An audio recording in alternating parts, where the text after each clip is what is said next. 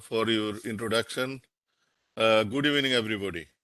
So today we'll be concentrating on geotechnical designs of foundations and particularly with the provisions of BNBC 2020.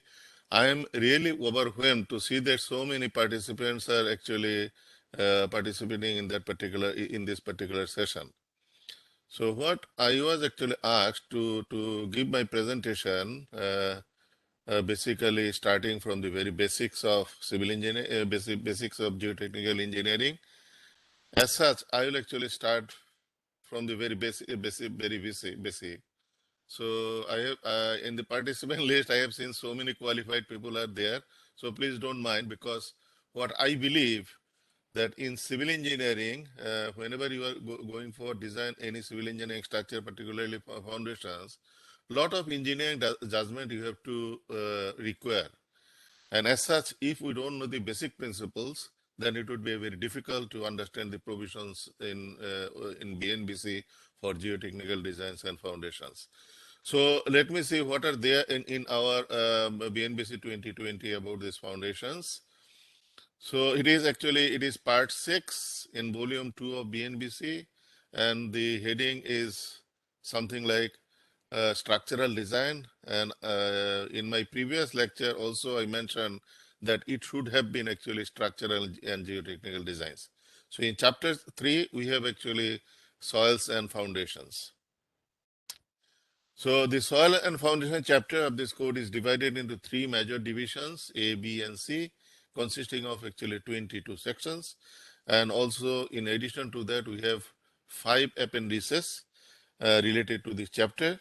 And in the divisions, we have the first one is definition, site investigation, soil classification, material foundation types. B, we have service load design method of foundation, and C, we have additional considerations in planning, design, and construction of building foundation. What I am actually going to do over here, so appendices is like this. Appendix D is the method of soil exploration, sampling, and groundwater measurement. Appendix E is the recommended criteria for identification and classification of expansive soil.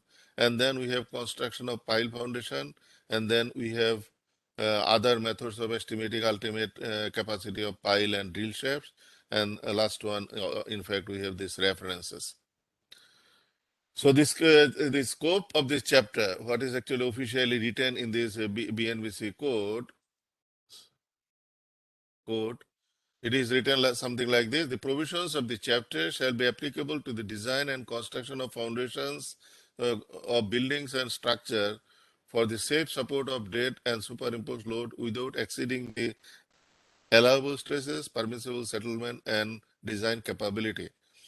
So what's the basic principle of design of any civil engineering structure? Whenever you are going for design any civil engineering structure, you have to always keep in mind that their design should be safe and design should be economic.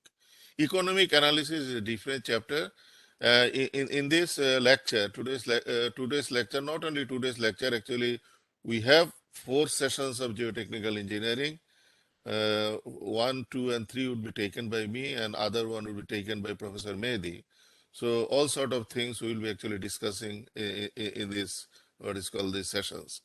So what I wanted to say that whenever you are going to design any civil engineering structures, the design must be safe and design must be economic. These are the 2 basic concepts. So economic analysis, maybe this is the other, what is called this aspect. But in that particular case, we'll be going for the first one, that your design must be safe. Particularly, whenever you are going to design the foundation, there are 2 types of design over there. One is the structural design of foundation, the other one is geotechnical design of foundation. Perhaps you would all understand that this is the session for geotechnical design of foundation. So whenever we are going for geotechnical design of foundation, again, we have to keep in mind 2 things. The design must be safe against stresses, and particularly we say like this: design must be safe against shear failure, and number 2, design must be safe against what is called this settlement. So we have to actually consider 2 things over there. Number 1 is stresses, and interesting thing is that we are only concentrating on shear stresses. Why? I will explain you later. Then we have actually the other one is compressibility and what is called this settlement. So both the things we'll be discussing, I think, in the last session. But in the first two sessions, we have some sort of preparatory session so that we could understand the actual meaning of the code provisions written in this code. So, sorry. So in this code again, further to this scope of this chapter, so it is written something like this: because of this is the word taken from this what is called code, that because of uncertainties and randomness involved in subsoil characteristics, geotechnical engineering requires a high degree of engineering judgment. As such, the code provision of this chapter are kept elaborative for better understanding and readable, so that the provisions that are stated in imperative for using shall are mandatory. That means whenever in the code it is written that this shall be done, then it is mandatory. Otherwise, almost all the provisions are some sort of guidelines over there. So people are often confused that there are formula written over there. Which formula we should use? It is clearly written that you have to, geotechnical engineering, you have to use your judgment, and you have to, it is actually still a process of research. People are doing still research on that. I usually say that people are going to the what is called moon, but they cannot actually go 100-meter from the ground surface. So it is really, really a complicated matter, and people make a lot of assumptions in formulating the what is called this design formulas and design charts, and that's why we have to understand the thing very, very clearly, and we start the proceeding something like this. Our proceedings is Geotechnical Engineering 1, Geotech 1. This session will be concentrating on some basics of soil mechanics. And soil mechanics, perhaps all of you know that soil mechanics is a subset of geotechnical engineering. The broad subject is geotechnical engineering, and it has got soil mechanics, it has got rock mechanics, it has got engineering geology, it has got the foundation engineering, it has got geo-environmental engineering. So many subsets are there. But in this particular lecture, today's particular lecture, we will be concentrating on the soil mechanics aspect of geotechnical engineering.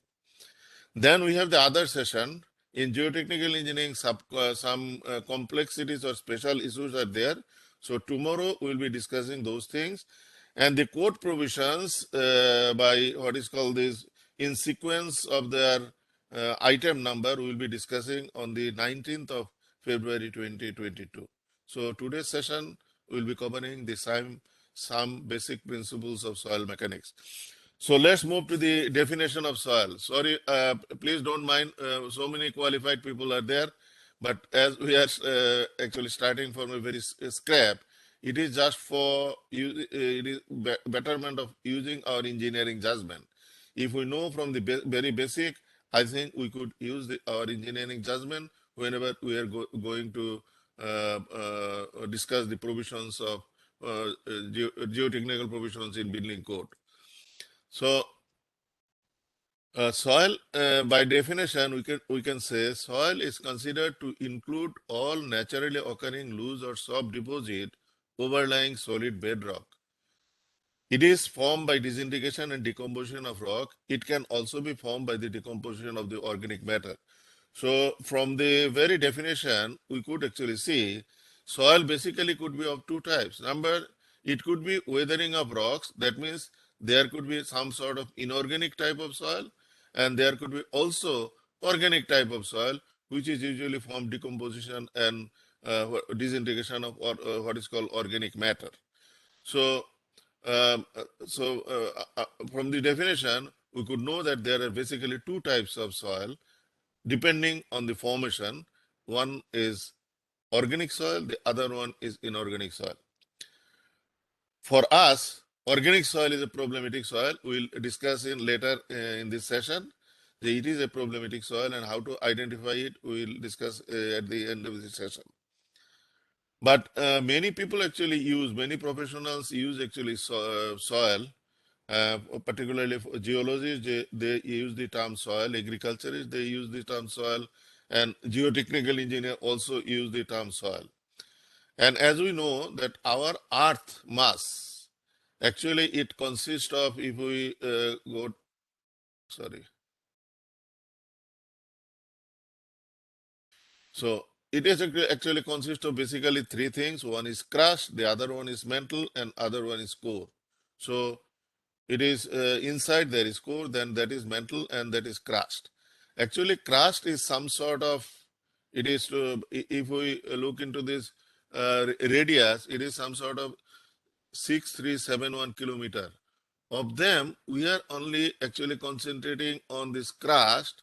Crust is approximately say 100 kilometer, and we are actually concentrating and actually few feet of the crust. It is few hundred feet of the crust, maybe 100 feet, 200 feet, and 300 feet of the crust. So this portion will be concentrating on that. Otherwise, below that, there would be some sort of, in the crust even, there should be some sort of very steep material. We call it actually bedrock. And then we have mantle, then we have actually core. So, so in geologists, above the bedrock, they actually call it regolith, regolith, and they have different terms defining over there. Agriculturists, they call it actually rock. Above rock, there is a portion of earth crust which is known as fractured rock. So this is actually solid rock or massive rock, and above that, that is actually fractured rock. And then we have a disintegrated rock, and then we have these very small fragments of these rocks. We call it, they call it actually soil. And they are interested in the production of crops and plants. And that's why, according to their definition, soil is a portion of the earth crust where actually plants grow. Do you get my point? But our actually role is completely different. Our role is that we have to construct certain foundation and certain structures, civil engineering structures, and all the civil engineering structure ultimately it will rest on this on the ground surface. So whenever it is resting on the ground surface, so ground surface we can say like this: above bedrock there will be some disintegrated rock or very finer material. We call it by definition, soil is considered to include all naturally occurring loose or soft deposit. So overlying bedrock, loose and soft deposit, we call it actually soil. But for top few meter of the ground surface, we call it actually topsoil. In this topsoil, we have actually a lot of organic matter and all these things. So topsoil, usually we used to remove this topsoil before going for any construction, particularly if we construct any shallow foundation. Do you get my point? So for us, this topsoil is not very, very important. That contains organic matter. But for agriculturists, this topsoil over there is called by the agriculturists is soil, and for them this is very, very important. So whenever you will be actually looking at the literature, you must actually look into this, whether this literature is based on agriculture aspect or geotechnical engineering aspect. So we understand that above the solid bedrock, there would be some disintegrated rock or very fine metal. We call it considered to include all naturally occurring loose or soft deposit. So we call it actually soil. So we will be concentrating on the properties of the soil. Basically, there are three types of properties of soil. Number one, it is the physical properties. Number two, it is the index properties. And number three, it is the engineering properties. We are actually much more interested in engineering properties of soil. Do you get my point? Engineering properties does mean it is the shear stress. Why shear stress? We'll discuss it later. It is the shear. Number two, it is the compressibility, and it is the permeability. These three properties are known as engineering properties of soil. So we are always interested in determining the engineering properties of the soil. But the question is that soil, whenever it is formed, so many natural processes are there that soil could be formed. That means soil could be formed by the transportation, it could be formed by the disintegration of rock, and the material could be transported by water. Then some type of soil would be formed. It could be it could be formed by the disintegration of rock, and it could be used to stay on the parent rock. then it would have different actually name and different properties. So many what is called mode of formations are there. As a result of that, whenever we are considering the soil, particularly even if we consider the soil subsoil in a particular small site, in the subsoil we will find that lot of types of soil could be there. So as such, whenever we are designing on this particular material, we have to use our judgment. And that's why I am actually moving with the very basic. That means the soil is formed, inorganic soil, it is formed by the disintegration of rock. The process is known as weathering. And weathering could be of three types. Number one, it is physical weathering or it is mechanical weathering. We could have chemical weathering and we could have biological weathering. Biological weathering is a very special type of chemical weathering. Could you get my point? The plants and insects, for the preparation of their food, usually they secrete enzyme because the rock is a very solid thing. If they have to prepare the food from there, they have to secrete some weak acid so that the rock would be disintegrated, and as a result of that, soil would be formed. So that is the biological thing. Physical thing, everybody, I think you would understand that it could happen because of periodical temperature changes. It could happen because of weighing action of ice. It could happen because of splitting action of plant roots. When plant roots are increasing in their volume, they exert actually tremendous pressure on the on the soil or rock, and as a result of that, that rock particle could be disintegrated. Then there could be also abrasion action of water and wind. They are very, very basic things.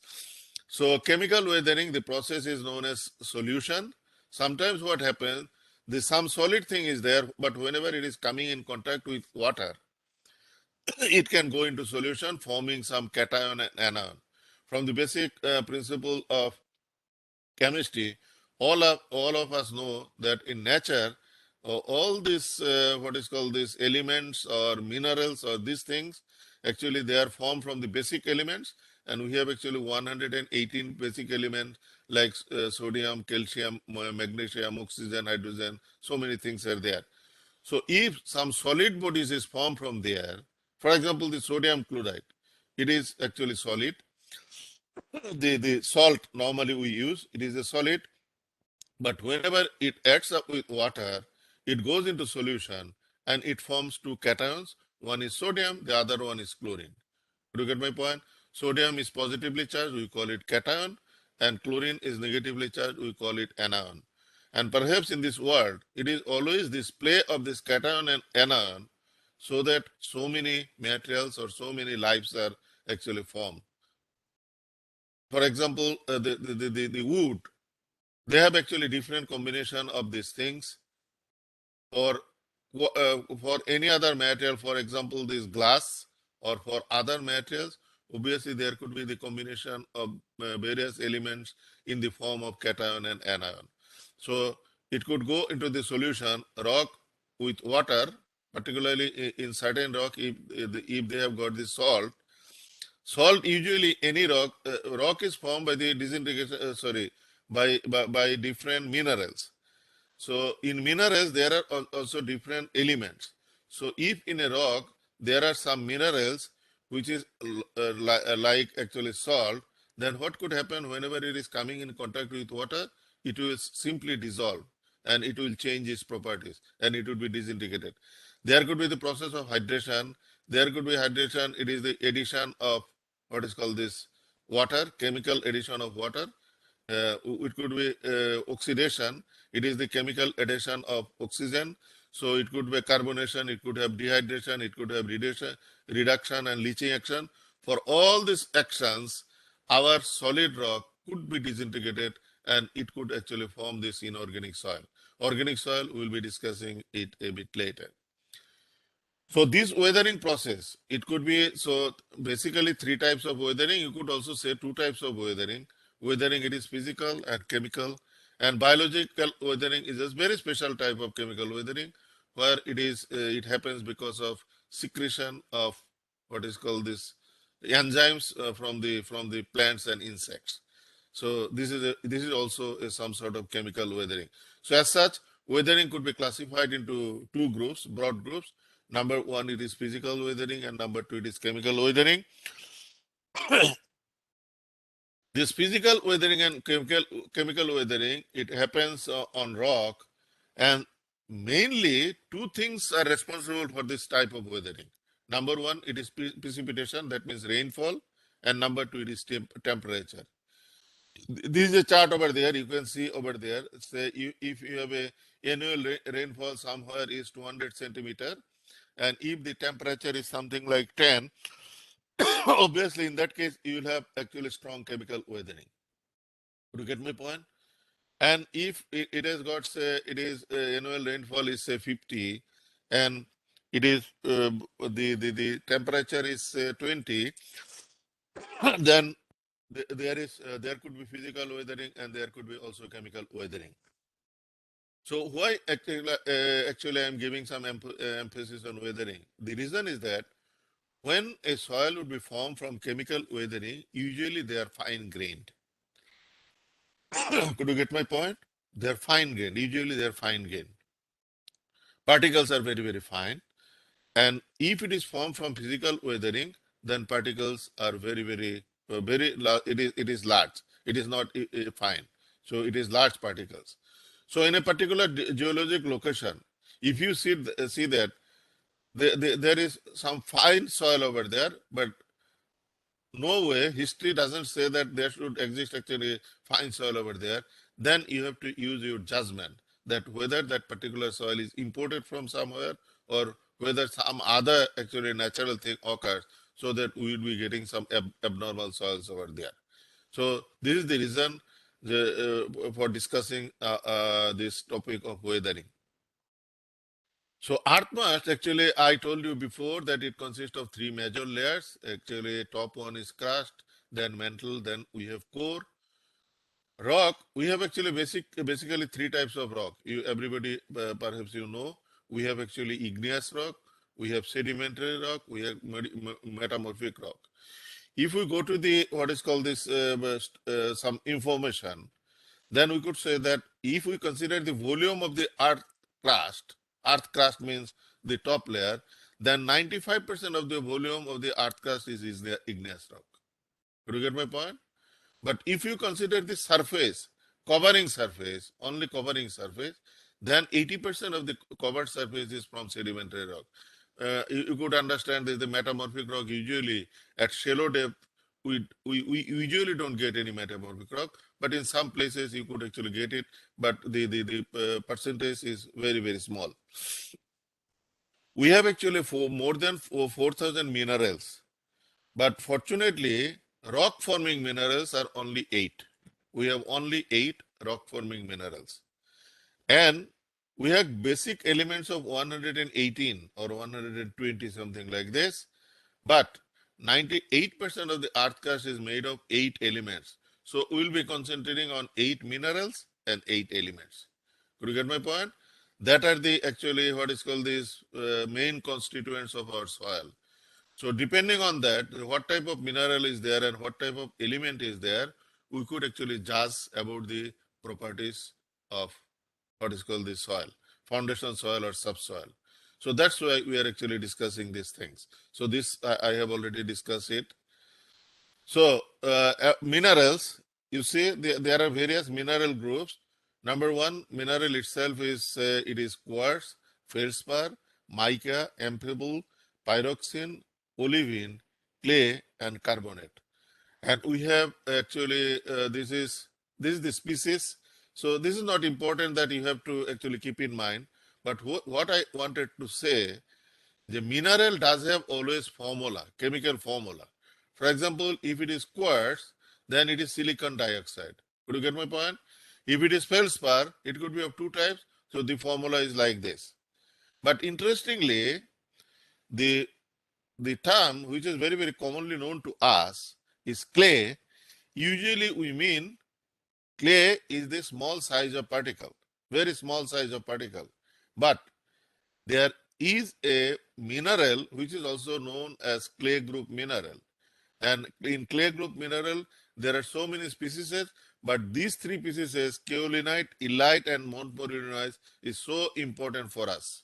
It is very, very important The reason is that most of our soil is of this type. Clay soil is of this type. It is kaolinite, illite, and montmorillonite. And because of their atomic or molecular construction, these minerals, kaolinite, illite, and montmorillonite, they actually change their properties depending on the water content. Some minerals can absorb a lot of water, some minerals cannot absorb any water. Could you get my point? And that's why the property of the soil usually could change depending on the water content, particularly if it is fine grained soil. So, for example, say the clay, what we understand this kadamati, jeta আমরা বলি, if it is clay, whenever it is dry, it is very stiff. But if it gets rain, in that case, we'll find that the same soil will be very, very soft. So we are, as a civil engineer, we are very, very interested in stiffness. We always, in most of the cases, we want that our material should be very, very stiff so that it could actually sustain for a very long time. But see, in the nature, there could be sometimes rain, there could be sometimes drought, there could be water condition could be of anything. Or depending on that, we see over there the property of that soil is changing. The property of the soil in January and the property of the soil in June may not be same. Could you get my point? And that's why whenever we are designing anything, we have to clearly understand this thing. What is really happening over there and what we should actually consider over there.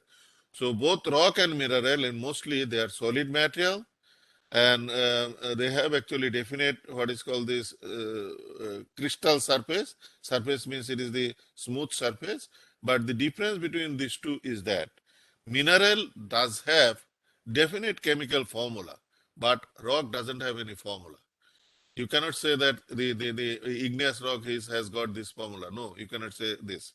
But mineral, they have actually this chemical formula is over there. So we have actually 8 minerals over there. And if you look at the chemical elements, only 8 elements over there. So let's look into the chart. Over here, this you see these 8 elements make up the 98% of the earth crust. It is oxygen, silicon, aluminum, iron, calcium, magnesium, potassium, and sodium. Could you get my point? So these elements, whenever it is coming in the form of what is called ion, then obviously one element is reacting with another, and as a result of that, some new form of soil could be formed. So you could actually so among the clay minerals, what I could say, basically soil could be classified into two groups depending on their size, particle size. One is coarse grain, the other one is fine grain. Coarse grain soil, basically we could say it is gravel and sand. Then we have fine grain soil, it is silt and clay. And this clay, whenever we consider only size, we call it clay size particle. Could you get my point? We could say it is a clay size particle. For example, a soil particle is formed from silica, but its size is very, very small. Say it is less than 0.002 millimeter. In that case, what we could say, that soil is a clay size particle. But whenever it is from clay mineral, we should say this is actually clay soil. So there is a clear difference. One is clay size particle, the other one is clay soil or clay particle. So what's the difference? Difference is that quartz, again, depending on the volume, we could actually, what's called, we could classify like this. The particle, if we consider the volume of the particle, in that case, particle could be bulky shape, particle could be flaky shape, and particle could be needle shape. Bulky means whenever 3 dimensions are prominent, length, width, and say height. If these 3 dimensions are prominent, we call it bulky. Whenever 2 dimensions are prominent, for example, we have a page of paper. Huh? It is very thin, but it has got 2 dimensions. One dimension is like this, one dimension is like this. So we call it actually flaky particle. And the other one is needle shape. only one dimension is prominent. Length is there, width and height is actually insignificant. So what really happens whenever it is bulky particle, the property of the particle, property means it is the stiffness or it is the engineering properties. Properties of the bulky particle is usually governed by the density of the particles. But whenever we will be considering the property of fine particles, it would be governed by the water content, particularly whenever it is clay soil, not clay size particle. Could you get my point? So we have to keep in mind that there are two things over there. One is clay size particle. Sometimes we call it rock flour, but other one is formed from clay mineral. We call it clay soil. And clay soil has a tremendous affinity for water, and it could actually change its state or condition depending on the water content. Could you get my point? So we could understand from here that there are two types of thing: clay size and clay particle. So clay particle usually whenever it is formed, if we look into the molecular structure of this thing, clay minerals are usually made of two distinct structural units. Two units are there. One unit is silicon tetrahedron unit. The other one is called aluminum octahedron unit. We are not actually going to the details of these chemical things. Only thing is that we have to always keep in our mind that we are actually dealing with a very, very complex material. And that's why the property of soil is so much changing. Sometimes it's very, very difficult for us to what is called understand the things. It does mean if four oxygen atoms are there, so it is 1, 2, 3, 4 oxygen atoms are there, and inside there is a silica. In that case, we actually call it silica tetrahedron unit. Then, if we have one aluminum or magnesium inside, and we have six actually hydroxyl ion over there. This is actually hydroxyl OH. Then the unit is formed, we call it actually aluminum octahedron. So the whole clay soil is formed basically from these two units. Whenever these two units unite together, say this unit and another unit is there, another unit is there, two or three units of silicon tetrahedron, if it combines, then we call it actually silica sheet. And whenever aluminum, oxyhedron unit is there, then if several hundred or several thousands of these units are combining, then we call it actually either aluminum tetrahedron unit, or we call it actually aluminum octahedron unit, or sometimes we call it actually magnesium octahedron unit. So sometimes we call it actually gypsite sheet. That means if it could be aluminum, it could be magnesium.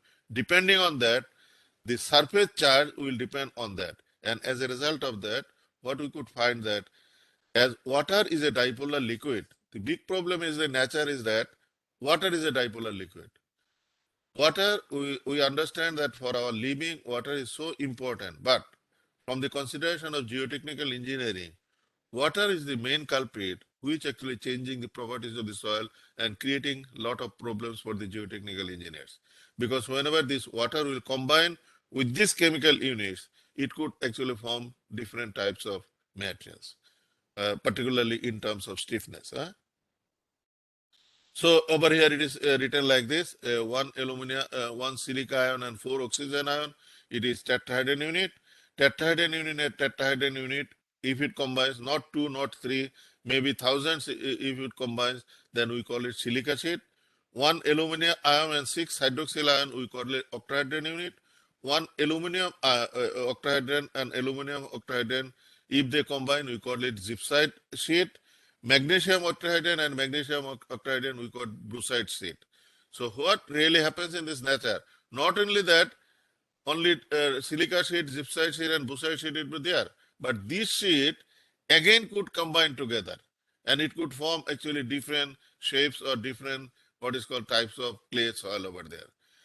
You understand that it is the combination of 8 minerals and it is the combination of 8 actually elements. So if you go for lot of combination and permutation, so many types of soil could be formed. And that's why we have to make our engineering judgment always. For example, if you look into the microscopic thing, then kaolinite, you see, kaolinite sheet is like this, elite sheet is something like this, and montmorillonite sheet is like this. So whenever your soil is montmorillonite, clay soil, it is not clay size particle. Whenever your soil is montmorillonite, it has actually tremendous affinity of water. So whenever it comes in contact with water, usually it takes lot of water and it expands in volume. And that's why sometimes we call it expansive soil over there. Could you get my point? So if you look into this montmorillonite, chemical formula of say montmorillonite, it is montmorillonite. You see, so if the chemical formula of montmorillonite is over there, so you could understand that whenever you actually mix this silica with this quartz, for example, some montmorillonite you are actually mixing up with quartz, and obviously in that case, what will happen? The affinity of water would be actually reduced tremendously. In expansive soil, what we used to do? If we find some expansive soil, usually we mix some sand. Could you get my point? So sand is from quartz, and that's why they are actually chemically acting over there, and as a result of that, their expansive character will what is called the cease. So these are the all chemical things over there. Yeah? You know, it is the play of chemistry.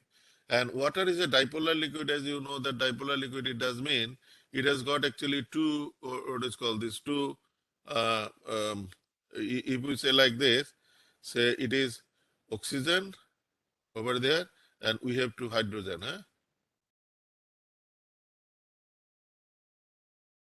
We have two hydrogen over there. So this is actually positively charged, so we call it actually cation. Whenever they will find any negatively charged thing over there, that will actually take, that will be combined together. But because of this dipolar nature, water actually, whenever it comes in contact with these minerals, so many combinations could be there. They could form so many things because this is actually, we call it dipolar liquid. For example, whenever you will find some clay soil, যেটাকে আমরা বলতেছি কাদা মাটি, if you mix it up with water, some plastic property will develop. Plasticity will develop. Plasticity, again, we will define later. What does it mean by plasticity? So, but if you mix some clay soil with kerosene, it is the same fluid, only it is the kerosene.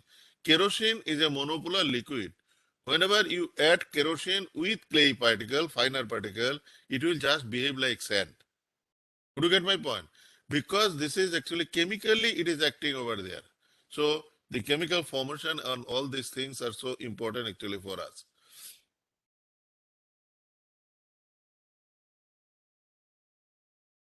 Okay.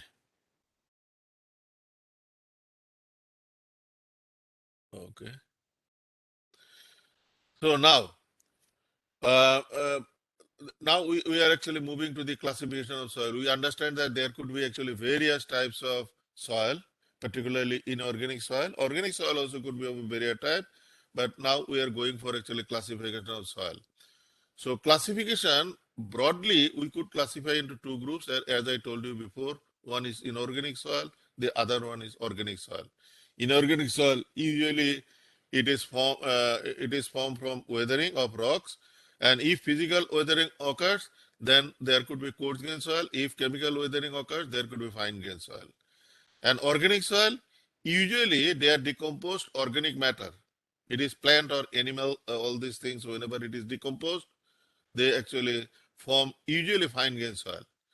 Organic soil, it is not actually coarse grain, it is a fine grain soil, and it is always mixed up with this fine grain soil, inorganic soil. So organic soil, whenever we find any organic soil, it is said like this: avoidance is the best solution. If you can avoid that site, that is the best solution. Second best solution is that you have to go for some treatment. Without any treatment, you cannot actually use this organic soil for construction of any foundation. The reason is that it has got a very small shear strength, and it has got a very high compressibility, and it has tremendous affinity for water, and usually the water content is very, very high. So we are actually much more interested in what is called this inorganic soil for the construction of our foundation. The reason is that this inorganic soil, usually depending on particle size and all these things, it will have significant shear strength, and it has very small what is called compressibility. Compressibility means the settlement would be very less, particularly whenever we will find some coarse grain soil. In fine grain soil case it a bit different, that we will discuss it actually later. So whenever we go for classification of soil, there could be basically four classification criteria. Always keep in mind, perhaps all of you know, whenever there is any question of classification, there must be some criteria. You cannot classify anything unless you mention this, what is called this criteria. Even human being or some other thing, if you want to classify, lot of classification scheme are there. You could say actually tall people, short people, you could say fair people, you could say black people. So you could say what is called this urban people, you could say it is rural people. So in each and every case there is a classification criteria. So whenever you are considering the color, then the classification is different. Whenever you are considering the height, then another classification is there. Whenever you are classifying it in terms of qualification, then it is another classification. Similarly, the soil can be classified in various ways, of which these four classification schemes are very important for us. Could you get my point? Some other scheme also could be there, but we are actually we are interested in these four schemes of classification. Number one, classification based on origin or deposition, how the soil is being deposited. That is very important for us. Number two, classification based on grain size. As I told you before, that this larger size particle could be there, smaller size particle could be there. Classification based on cohesive properties. This one I should actually explain a bit. If you find in nature, if you find anything, any solid bodies, the surface always carries electrical charges. So the larger this surface area, larger would be electrical surface, and larger would be the affinity for water.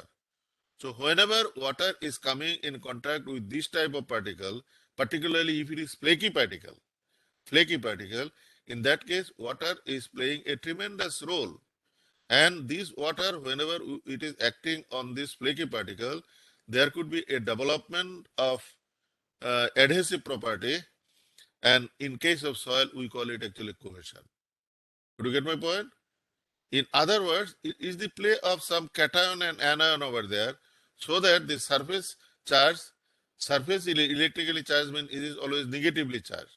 So if this surface is negatively charged, and if a positive charge is coming along over here, obviously these two particles would be actually, this particle negative would be attracted by this positive, another this particle would be attracted by the positive leg of the water, and as a result of that they could combine together a property will develop. We call it actually cohesion. So based on the cohesion, we could actually classify the soil into again two groups. One is cohesionless soil, the other one is cohesive soil. Then again, the classification based on use. And usually we are going, as a civil engineer, we have to construct a lot of things. We have to construct building, we have to construct bridges, we have to construct what is called this any other structure. So in that particular case, so the soil which is actually useful for construction of subgrade of pavement may not be actually what is called this suitable for construction of any pile foundation over there. Do you get my point? So that's why we have several classification scheme. It is based on use. Where we are using this classification, so we actually call it engineering classification. So one is deposition, number two grain size, number three cohesive properties, and number four it is the based on use. So let's move very quickly. The depending on deposition, we could classify the soil into two groups basically. Soil deposit, it could be organic, it could be inorganic. An organic soil deposit Usually, it is mixed up with fine grain inorganic soil. I told you before. Usually, the organic soil are fine grain, and then in nature, they are usually mixed up with fine grain soil, inorganic soil. So, whenever the organic content, that means organic matter, by weight is less than 5%, then the behavior of that particular soil couldn't be changed. Most of the cases, its behavior would be something like inorganic soil. And that's why, for all practical purposes, we call it inorganic soil. Do you get my point? Whenever this organic content is in between 6 to 20%, we call it organic silt or organic clay. Again, in soil mechanics, the other convention is that there could be several types of soil particle mixed in a soil mass. Some percentage of gravel could be there, some percentage of sand could be there, some particles of silt could be there, some percentage of clay could be there. So usually 2 or 3 types, mostly 2 types of soil, usually they mix it up. 3 types also could be there. So in that case, what we used to do, the prominent type, we use it as a noun. And the other less prominent type, we use it as is what is called adjective. For example, here it is written that it is silty organic soil. It does mean the organic content, the influence of organic soil is high, and the influence or amount of what is called the silty soil over here is low. And that's why, for example, this is 75%, this is 25%. Then we call it actually silty organic soil. Do you get my point? Reverse is over here. Whenever the silt or clay is prominent and organic soil is less prominent, in that case, we call it organic silt or organic clay. That means organic noun and adjective is the same term we use. In both the cases, we use organic. It is silt, whenever we make adjective, we call it silty. Clay, whenever we make it adjective, we call it clayey. Sand, we call it sandy. But in case of organic soil, both adjective and noun are the same. So whenever the organic content is less than 6 to 20%, then there is a slight influence of organic soil over there. Mostly their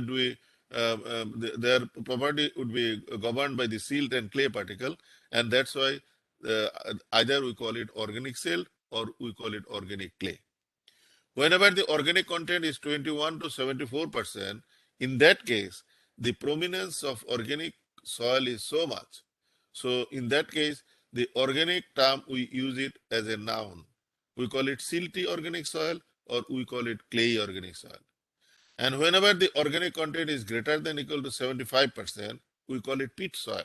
So peat soil is the worst type of soil for the construction of any civil engineering structure. You cannot actually engineering structure, it is very difficult to construct on pit soil. It will have high compressibility, it will have very low shear strength, and it has got high moisture content. Could you believe the moisture content could go up to 1500%?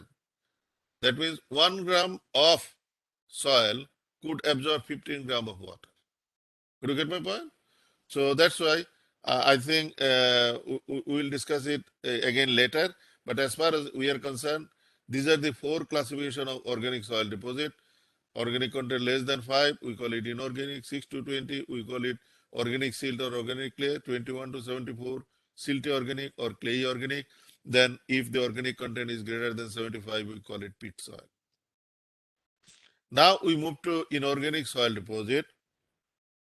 Inorganic soil deposit, as I told you before, it is formed by the disintegration and decomposition of rock. Whenever it is formed by the disintegration of rock, but used to stay on the parent rock, it is not transported anywhere. In that case, we call it actually residual soil. Could you get my point? It is residing over there, and that's why we call it residual soil. If it is transported to somewhere else, we call it transported soil. Residual soil, usually sometimes residual soil are a bit problematic. And I told you before that we are actually classifying the soil. At the same time, during the process, we have to know which soil actually create most of the problems. For example, now we understand that organic soil could actually make a lot of problem. We could also understand slightly that whenever a soil is formed from the Montmorillonite mineral, then it could also create some problem because it could actually add up with water, and as a result of that, it could expand in volume. So until now, we got two types of soil that they could actually create problem. And this type of soil, usually we term it as problematic soil. So one of the problematic soil is organic soil. The other one is expensive soil. The other one is residual soil. Residual soil in sometimes they create actually a lot of problems because of their expansive in nature. Do you get my point? Residual soil sometimes could be very, very expensive. Residual soil, it could be classified as laterite, it could be classified as lateritic. Laterite usually coarse grain soil, lateritic usually fine grain soil. The other type of residual soil, we call it black cotton soil. So don't be confused. This term sometimes we use discriminately. Whenever we use any terms in geotechnical engineering, we must be very, very careful because this might actually create a lot of problem, lot of misunderstanding between contractor and the engineers. So black cotton soil, it is residual soil. That means it is formed by the disintegration of rock and it is staying on the parent rock. Could you get my point? So if you find some soil, so black cotton soil, why it is named like this? It is usually black in color. And cotton grows on that soil very good. And that's why that soil is known as black cotton soil. In Sudan and in any other places in Africa, you'll get actually a lot of black cotton soil. In our cases, whenever we find it, it is black, we commonly term this is actually black cotton soil. No, no. You have to look into origin. How it could be formed? If this soil is transported from somewhere else, then it cannot be actually black cotton soil. Could you get my point? Black cotton soil has to be formed by the disintegration of rock and it has to stay on the parent rock. Then we call it actually black cotton soil. Usually Montmorillonite clay mineral is lot of Montmorillonite clay mineral is over there. And that's why it has got some expansive properties.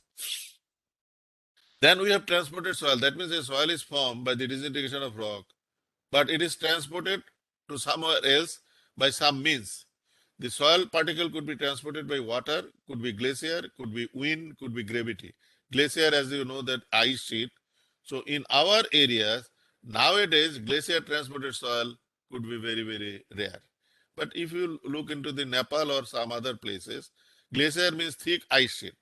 So for the movement of the thick ice sheet, if a soil is formed, we call it actually glacier transported soil. So these are the few terms over there: drift, till, moraine, boulder, erratic, esker, drumbling. In our case, this is a very, very rare case. This may not actually happen. Then we have actually water transported soil. In our case, this is very, very important. All the mighty rivers and small rivers are flowing, and they are actually carrying the sediment from upstream, and the sediments are depositing over there. As a result of that, whenever a soil is transported by water and deposited in running water condition, we call it actually alluvial soil. Do you get my point? Whenever it is depositing at the river bed, we call it a alluvial soil. And for some geological reason, if it elevated, if it comes up, obviously in elevated places also we could have actually some alluvial soil because we have to look into the geology. If say it was at the river bed, or for geotechnical process, for earthquake and for any other reason, if it comes up, even if it is staying in the elevated places, this is alluvial soil. And in Bangladesh, most of our soil is alluvial soil. We could have actually lacustrine soil. Whenever a soil is transported by water but deposited in stagnant water, it is the Haur and all these places, whenever there is no velocity of flow, in that case, the water, the soil particle deposit, we call it lacustrine soil. The property of lacustrine soil is that, so usually lacustrine soil will have very, very fine particle. So whenever a soil is formed like this, just I'll show like this. Say a soil is formed over here and it is transporting. It is actually elevated place, and at the end of the day, it would be depositing at the sea. Do you get my point? So whenever a particle is moving like this, what is happening? The water is moving from elevated place. It is going to a flatter land. When it is slope is changing, so the velocity of water will change. And as a result of that, from engineering point of view, we could say that whenever the velocity will change, it cannot actually carry the larger particle. So maybe over here the larger particle would be dropped down at the bottom. Further, if it moves, some less larger or smaller particle would be depositing over here. If it move over there, then very fine particle over there. And if it, whenever it goes to the sea, very, very fine particle would be there. Would you get my point? Very fine particle would be there. So whenever alluvial soil is there, alluvial soil is there, in case of alluvial soil, usually we will be getting in a particular case a sorted material. Sorted material means it is the almost same type, same sizes of particle we will get it. For example, Bhulagans, large gravel or boulders are over there. So because the velocity is changing over there, these large boulders is drop down over there. Then it is moving, we will be getting the sillet sand. Then it is moving, we will be getting the steel finer sand. And wherever it is going to the sea, we will be we will be getting very, very fine material. So in the sea or in the stagnant place, even if it is deposited in some places, these streams are actually ended at the what is called haur or jheel or beel or something like this. Over here, the deposition of soil, we could actually say it is lacustrine soil. Could you get my point? Then we have marine soil. Whenever it is actually going to the sea, the particles are very, very fine and it is deposited in running water condition.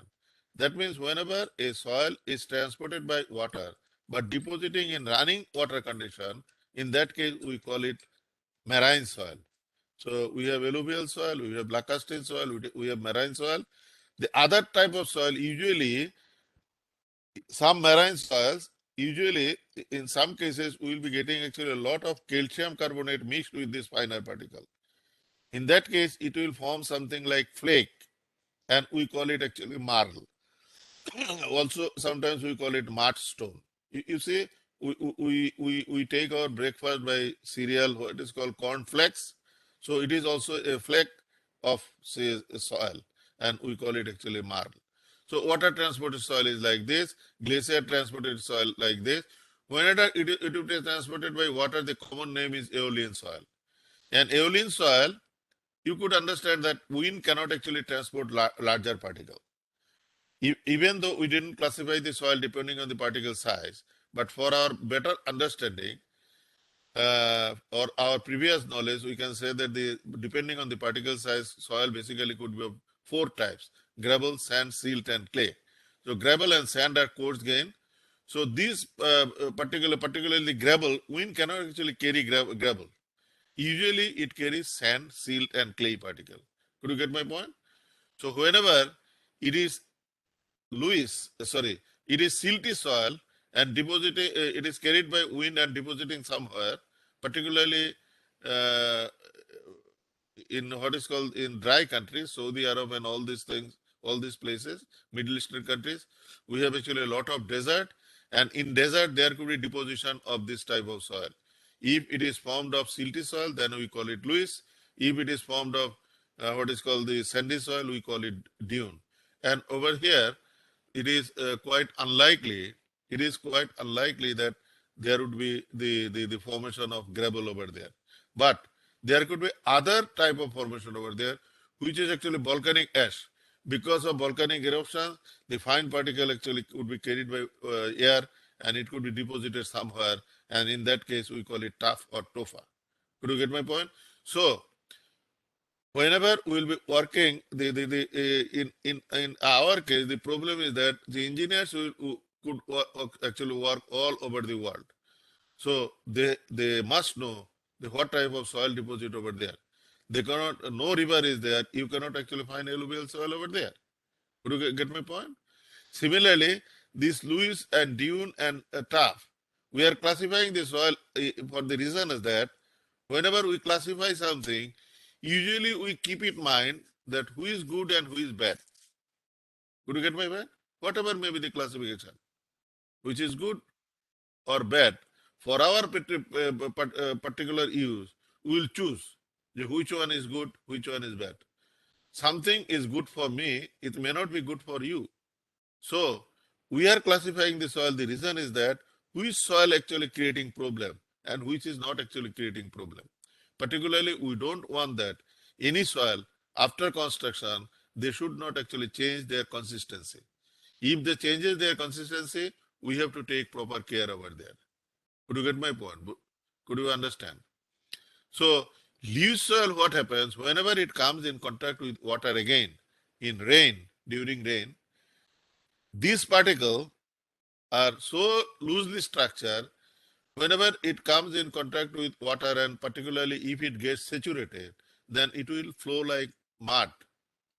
So that's why this soil, sometimes we call it actually collapsible soil. That means the structure of the soil will change. So this collapsible soil again could be a problematic soil. Dune, usually they don't problem, but tuff, sometimes they create problems, sometimes they don't. Again, the colloquial soil means it is because of gravity flow. For example, there is a, what is called this elevated place over there. Say it is the elevated place over there. This is the flat land. This soil is, for some reason, say, this is for landslide or some other reason, this soil is moving over there. So this soil, we usually call it depositing over there, we call it colluvial soil. The problem of colluvial soil is that it could be problem, it may not be problems in some cases. All types of materials would be there. All the materials would be depositing over there. But in case of say alluvial soil or river carried soil, it is some soil are depositing larger particle over there, then smaller particle, then finer particle, then last finer particle would be depositing at the sea. Could you get my point? So this history we should know. The reason is that we have to know the engineering properties of the soil. That means how this soil will behave whenever we will be applying load from the structure in terms of shear or in terms of compressibility or in terms of permeability, how should be the behavior, and that's why we have to know all these types of soil over there.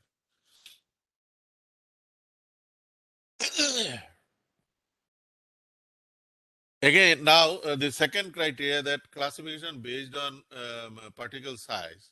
Depending on particle size, soil could be of four types: gravel size, sand size, silt size, and clay size.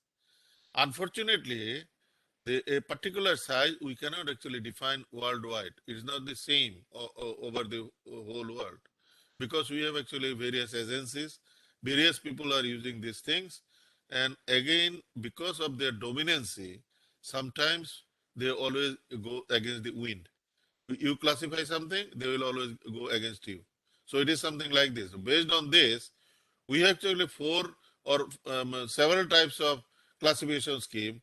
For us, these classification scheme are important: ASTM, ESTO, Unified Soil Classification System. That was actually developed by US crops of engineers, and then they were adopted by some other people, say for Department of Agriculture or Federal Agriculture Agency. So these people actually adopted this one, and that's why we call it Unified Soil Classification System. We have another classification system, which is MIT classification system, Massachusetts Institute of Technology classification system. And this one actually adopted by British standard, and that's why we also call it British Standard Institution classification. We have our own classification, BNBC 2020 classification. So depending on that, so let's see which material is named what. You see, there is a scale over there. I don't know whether this is visible to you or not. This is a bit smaller. So in ASTM classification, what really happens? Whenever a soil particle is less than 0.75 millimeter, then we call it actually it is fine soil. Fine means it can be silt, it can be clay. But in ASTM, clay soil, they again further classified as colloid. So whenever we will be using these terms, we must be very, very careful that which standard we are going to use. And again, the sand, they classify it into three classes: fine sand, medium sand, and coarse sand. After that, they have the gravel. And again, gravel, they are classifying it as gravel itself, and then cobble, then boulder. So basic classification is four: gravel, sand, silt, and clay. But clay, they are going for two divisions over there. Sand, they are going for three divisions over there. Gravel, they are going for actually three divisions. So this 0.75 is the opening of 200 sieve. I'll later discuss about the sieve analysis. Then I'll tell you the story of this 200 sieve. So for the time being, you just remember the opening of 200 sieve is 0.075 millimeter. So whenever you take a sieve, and if you place some soil on the sieve, and if it passes through it, then you could say that all the soils are sealed, either silt or clay, or colloid in their language. Then from 0.75 to 4 to 5 millimeter, this soil we call it fine sand, not we, ASTM call fine sand. Then 0.425 to 2 millimeter, they call it medium sand. 2 to 4.75 millimeter, they call it coarse sand. 4.75 to 75 millimeter. 75 millimeter means 3 inch. So they call it actually gravel. 3 inch to 12 inch. 75 to 100, they call it cobble. Cobble, if it is larger than that, they call it actually boulder. Could you get my point? So in Astro soil classification, these opening, they decided on the actually number of sieves. Number of sieves. So sieve number 4. Sieve number 4, it does mean per linear inch, usually a sieve is formed from some net or some mesh. So this net has 4 divisions per linear inch, and in that case we call it actually number 4 sieve. That means whenever we consider a number 4 sieve, then say if we consider 1 inch in both direction, say it is 1, 2, 3, 4. So 1, 2, 3, 4. From here to here, it is actually 1 inch. And also, if we go, if we draw like this, the mesh is like this. Do you get my point? So if we make like this, again, this is also 1, 2, 3, 4. So in 1 inch, 4 division, in 1 inch, 4 division. That means in 1 square inch, there could be 16 opening like this. And we are actually describing over here that the opening size, it is same, it is the square. The square will have a dimension of 0.425 millimeter. We call it actually 40 sieve. That means 40 per linear division. In 4 sieve, it is 4.75. In 10 sieve, it is 2 millimeter. For example, 10 sieve, 2 millimeter means 1 inch means actually 2 to 25.4 millimeter. If you make 10 division, then it should be 2.54. Could you get my point? 25.4 millimeter means 1 inch. If we divide it by 10, then it should be 2.54. But this distance, it is not only the opening, it is also considering the thickness of the wire. And that's why it is not exactly the 2.54, it is 2 millimeter. Similarly, the case with number 40, number 4.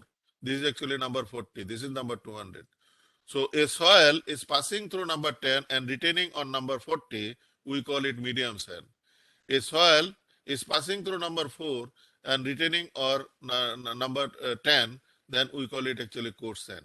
Otherwise, this dimension we could understand. 3 inch, we could have a idea what is 3 inch, and 12 inch also we could have an idea. This one a bit, it is very difficult to visualize. It is 0.001 millimeter. We cannot actually visualize this thing.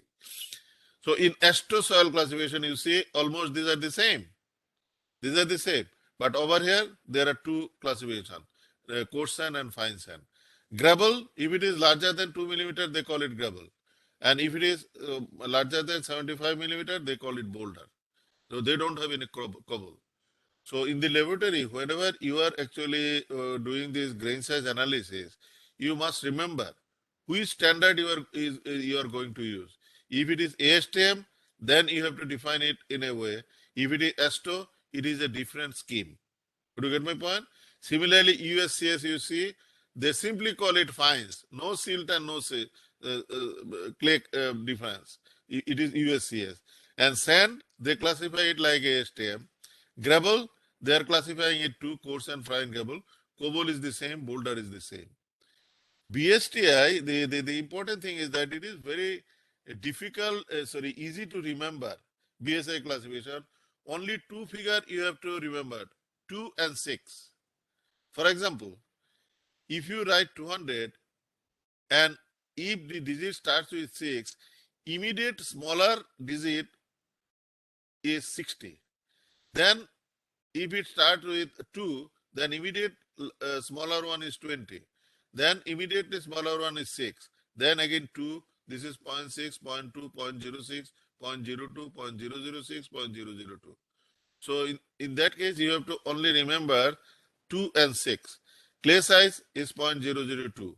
So if you want to write it with 6 and immediately before that, your figure is 0.006. And after that, you have to alternately 2, 6, 2, 6, 2, 6. So in that case, clay particle is 0.002, not 0.005. So remember. And sealed, they call it 0.0706. According to ASTM, it is 0.075. And sealed, they are classifying it into three groups. Sand, they are classifying into three groups. Gravel, they are classifying into three groups. They have also the cobble and they have the boulder. So this is much more elaborative. This type of so fine classification may not be required. I am not sure. In our classification, we are a bit sensible in a sense that whenever the particle is smaller than 0.002, we call it clay. 0.075, 200 SIP, it is actually passing through 200 SIP, but smaller than 0.002, we call it seal. Sand, we classify it into three. Gravel, we classify it into three.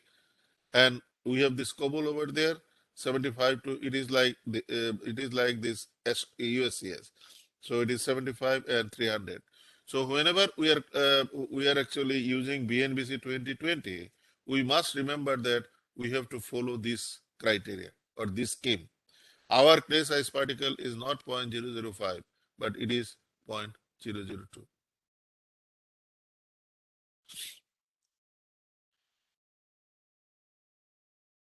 So again, basically classification based on cohesive property, we could classify it as cohesionless soil.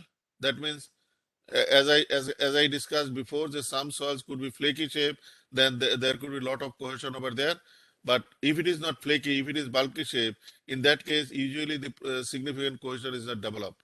In that case, we call it cohesionless soil. The other one, we call it cohesive soil. And in certain cases, a soil could have, usually, whenever we consider the cohesionless soil, the shear strength of cohesionless soil is normally dependent on frictional properties. Again, we will be discussing it later. So whenever we have, this is basically from friction, this is from cohesion. If some soil has got both the properties, we call it C5 soil. So depending on the cohesive properties, we call it cohesionless, we call it cohesive, and we call it also C5 soil. Now we are going for engineering classification of soil. So in engineering classification, we have actually various engineering classification of soil, various schemes of engineering classification of soil. But worldwide, two classification schemes are very, very well known. You note that this is actually classification based on engineering use, not classification based on particle size.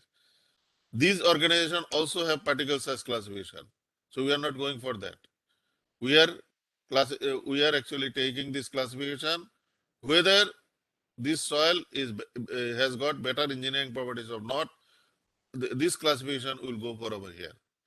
Particle larger or smaller, we don't bother. Whether it is suitable for the construction of foundation or not, that we are actually much more concerned. So depending on that, we have actually two types of classification very widely known, particularly in BNBC, we have adopted these two. Indian classification, they have also separate classification. Japanese classification, they have a different classification. Russian classification is also there. But in BNBC, we endorse this classification, these two classification, that we will be using USCS, Unified Soil Classification System, or ESTO Soil Classification System. Particularly whenever we are going to design any pavement, so if we are to qualify the subgrade pavement material, we have to classify this subgrade soil, then we will be using ESTO classification scheme. Otherwise, for building and any other thing, we will be actually classifying the Unified Soil Classification System. So in both the classification system, whenever we are doing this classification, we have to do some basic test of soil. We have to collect the soil sample from the field, and we have to perform certain laboratory tests, of which these two tests are very, very important. And in both the classifications, we use some numerical values from these two tests. Number one is grain size analysis, and number two, it is consistency test. Could you get my point? So these tests are normally known as classification test, grain size analysis and consistency test. So grain size analysis usually for larger particle, we do the grain size analysis. For smaller particle, we usually go for consistency test. Consistency test means how would be its properties with water content. That we call it a consistency. Consistency in engineering terms, it means the condition in terms of stiffness. We also determine the consistency of cement. Could you get my point? It does mean how it is actually acting with water, how fast it is actually hardening. So that we determine over there by penetrating a needle, and we call it consistency of cement. In case of sand, we do it different in a different way, but that is the same meaning. So this consistency test, sometimes we call it actually Atterberg limit test, because that was initially done by Atterberg. And so these two are grain size analysis and consistency test. We call it classification test. So in grain size analysis, again, could be of two types. Number one, sieve analysis, and number two, it is sedimentation analysis. Whenever larger particles are there, sieve analysis is possible. But if very small particles are there, particularly whenever a significant amount of particle is smaller than 200 sieve, that means 0.075 millimeter, then what happens? If we use sieve, this particle sometimes clog this sieve opening. So we cannot actually go for sieve analysis whenever significant portion of particle is finer than 200 sieve. In that case, we go for hydrometer or sedimentation analysis. Basic principle of sedimentation analysis is that whenever particles are in solution with water, then the larger particle would be dropped down fast. Would you get my point? So depending on the time and depending on the particle floating on the soil solutions, we actually determine this particle size. So that could be determined by two ways. One is hydrometer analysis, number two is pipette analysis. Usually hydrometer analysis we do it. Engineers usually prefer to do hydrometer analysis, and some people, particularly agriculturist people, they prefer to use this pipette analysis. In hydrometer, you have to keep in mind, so you are working as a professional engineer. So there are two types of hydrometer actually. One, it is actually measuring the density. That means, say 50 gram of soil, we are mixing it up with water. As a result of that, density of that suspension would be higher. Would you get my point? So if just after mixing, we put a hydrometer, for example, say it is like this. So this is the soil suspension. This is a jar. So sorry. We mix it, it is water level, so we mix it particle like this, say 50 gram particle like this. So we thoroughly mix it up, and if we measure the density of this suspension by hydrometer, obviously whenever time is 0, then it will give the maximum density. because a lot of particles would be there. Could you get my point? With time, if say 1 hour or 2 hours passes, obviously these particles would be dropped down. In that case, if we determine this density of that particular suspension, then it would be lower. So this density and time, if we take this reading, from there, we could actually find it out how much small particles are there, how many percentages of particles are there over here. Because if 0.075, say 0.075 is like this, sorry. Say this is the 0.075, which is the opening of 200 C. We could have actually some particle, it is of diameter say 0.04. So how could we actually determine it? We have actually determined it from hydrometer test. Because from sieve, we can say that we have this amount of particle, but a finer particle, we could actually, we have to do it hydrometer analysis. What I want to say over here, there are two types of hydrometer. This one is a bit smarter hydrometer, 152H. Directly, whenever you are taking reading, this hydrometer can say, for example, we have mixed 50 gram of soil with, say, 1000 cc of water. So after 1 hour, if we measure it, we can directly, using this hydrometer, we can directly say that out of this 50 gram, now only 20 gram of soil is there in the suspension. Other are dropped at the bottom. So these days, we usually used to use this hydrometer 152H. So we have to always keep in mind, if our laboratory is not updated, we have to actually keep it updated by using this hydrometer 152H. 151 these days, it is a bit cumbersome. The calculation is also very cumbersome. So this is the set of shapes, as I told you before. So we have, if we have to do sieve analysis, we have to take certain amount of soil and we have to use certain number of sieves. Larger sieves would be at the top and small, sequentially small or smaller sieves at the bottom. So this is maybe 4, this is 8, this could be 10, this could be 30, 50, 40. You could use any number of sieve. So the bottom one is 200 sieve, this one is 200 sieve, and then we have pen. We have a misunderstanding over there. In other purposes, particularly whenever we go for casting concrete and all these things, we determine the fineness modulus of soil. In that case, we use a fixed set of sieves, 4, 8, 16, 30, 50, 100, 200. But in case of sieve analysis, you could actually use any number of sieves over there. Could you get my point? So, so we put an amount of what is called soil over there. Then after placing it, we actually put it in a machine, vibratory machine. We give some horizontal shaking like this.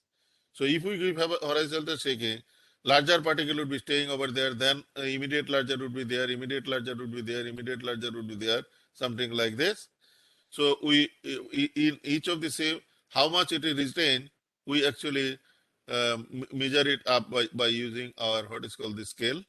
So once we do it, so we know the sieve size and we know this percent finer, sieve size and percent finer.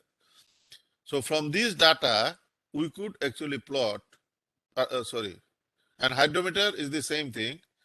You have to keep in mind that whenever we have actually more than 10% of soil passing number 200 sieve, in that case, for the finer fraction, we do actual hydrometer test. Finer fraction means it is passing through number 200 sieve. Say, for example, out of 100 gram of soil, you have 18 grams passing number 200 sieve. Then, from this 18%, you have to take 50 gram of sample. We mix it up with water and you have to measure the density by hydrometer. So that is the process by which we could draw a plot. Perhaps you know, this plot we call it actually grain size distribution curve. This is percent finer. This is actually what is called particle size. So we draw a plot over there. From this grain size distribution curve, we'll be taking three values from there. One, we call it D10 or effective size of the particle. D10 by definition, it is the definition. It is the size of the particles from which 10% of the material is finer. Could you get my point? That means this is your grain size distribution curve. And if you consider 10% finer, so corresponding this diameter is known as what is called D10. We call it D10. That means it is 0.1, it is a 0.2, it is something like 0.4 or something like this, or 0.3. So 0.3, we could call it, actually it is D10. Similarly, we have to take another value over there. It is D30. Same definition. It is the size of the particles from which 30% of the material is finer. We call it D30. Could you get my point? For example, we have actually 1,000 people over here, of which the weight of, say, 500 people is less than, say, it is less than 80 kg. Then we could say D50 is 80 kg. Similarly, over here, less than 30% of the material is finer than this size. So this size means is point, say 0.4 or zero point 0.5. So 0.5, we call it actually D30. Similarly, the D60. It is the size of the particle from which 60% of the material is finer. Uh, Mr. Bodhi, can you hear me, Mr. Bodhi? Yes, Mr. Abedin. Yes, Dr. Abedin. Can we take 5 minutes break? Yeah, we can take. Yeah. Okay, This is the right time, could, actually. okay. I take And, 5 minutes break. and one more thing, Dr. Abedin, if you're comfortable speaking in Bengali, that will be good because a lot of participants are. Okay, okay, no, I am comfortable in both. No problem. I could actually speak also in Bengali. Yeah, like it's up to you. Like if you are comfortable with English and Bengali mix, you can do that also. So Okay, there yeah, shouldn't be a problem. okay. Okay.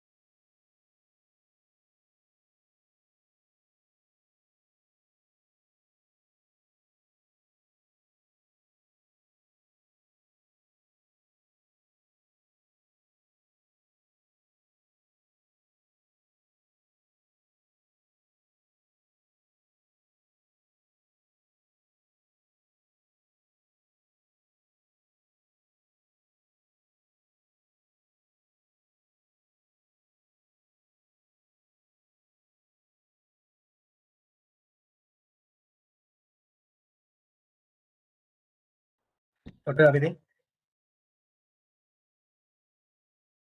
can you hear me?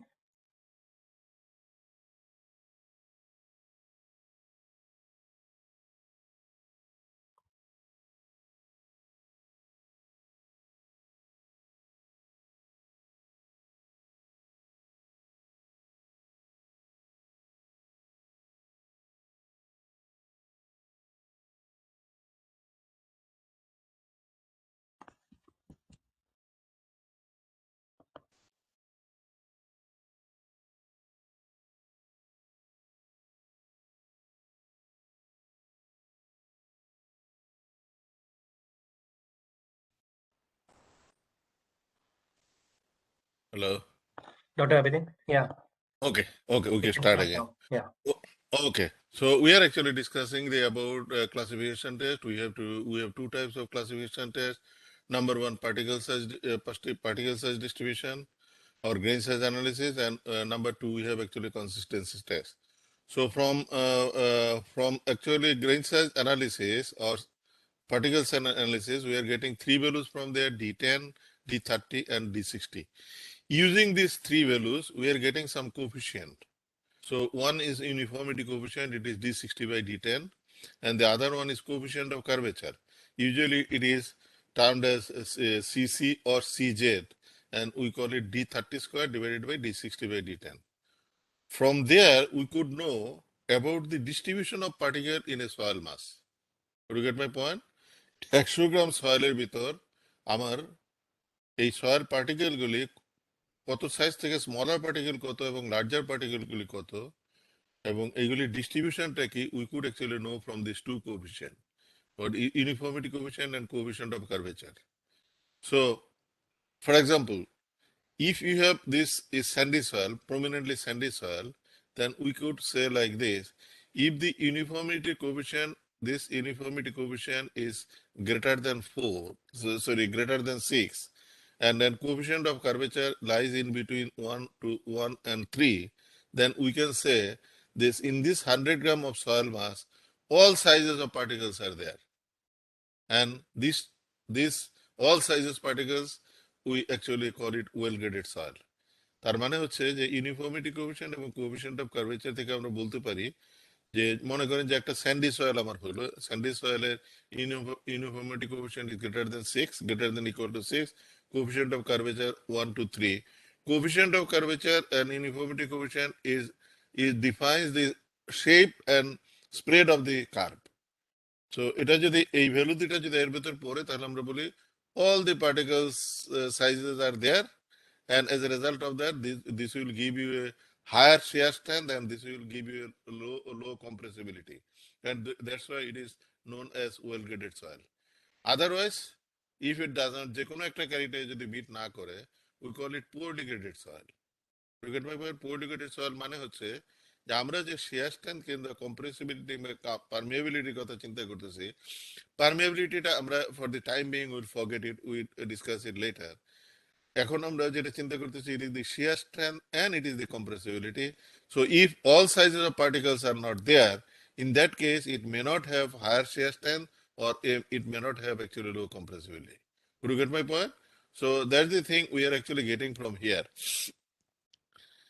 If we have actually significant amount of fine in a mass of soil, if we have a significant portion of fine soil means we are actually what is called, we are actually only telling about these particles smaller than 200 millimeter, 200 cm. 200 CB এর আমাদের opening হচ্ছে 0.075। আমরা বলতেছি যে 0.0575 এর ইয়ে থেকে যদি ছোট পার্টিকেল হয়, in that case it will have a affinity, lot of affinity for water. কিন্তু প্র্যাকটিক্যালি দেখা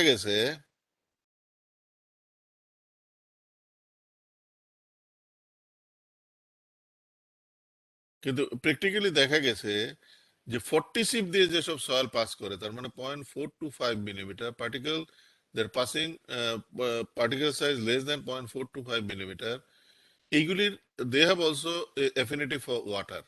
As a result of that, what we used to do, we usually perform this consistency test for soil sample passing number 40 SIP.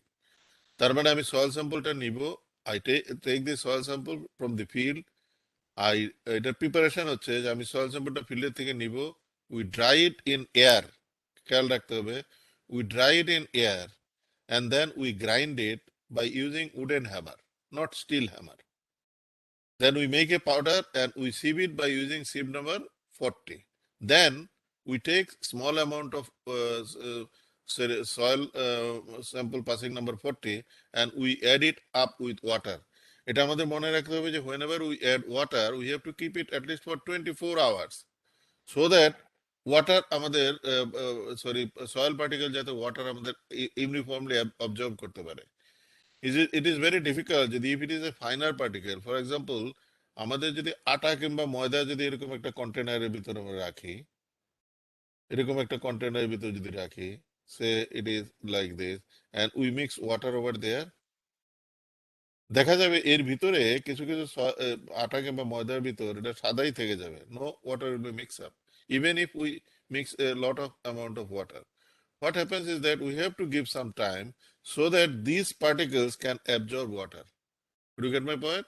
So আমরা এটা 24 hours এটা রেখে দিব, রেখে দেওয়ার পর next day we mix thoroughly আমরা এই সয়েলটাকে মিক্স করব by using certain tool, we call it spatula, so that it will make a paste. এই পেস্ট দিয়ে we will actually do certain test যেগুলিকে আমরা বলি it is the consistency test. এখন আমি বলি এইভাবে, a soil could have four states or condition depending on water content. Water কন্টেন্টের উপর ডিপেন্ড করে একটা সয়েল লিকুইড কন্ডিশনে থাকতে পারে, প্লাস্টিক কন্ডিশনে থাকতে পারে, সেমি সলিড কন্ডিশনে থাকতে পারে, সলিড কন্ডিশনে থাকতে পারে. Let's define the thing, what does it mean by liquid state?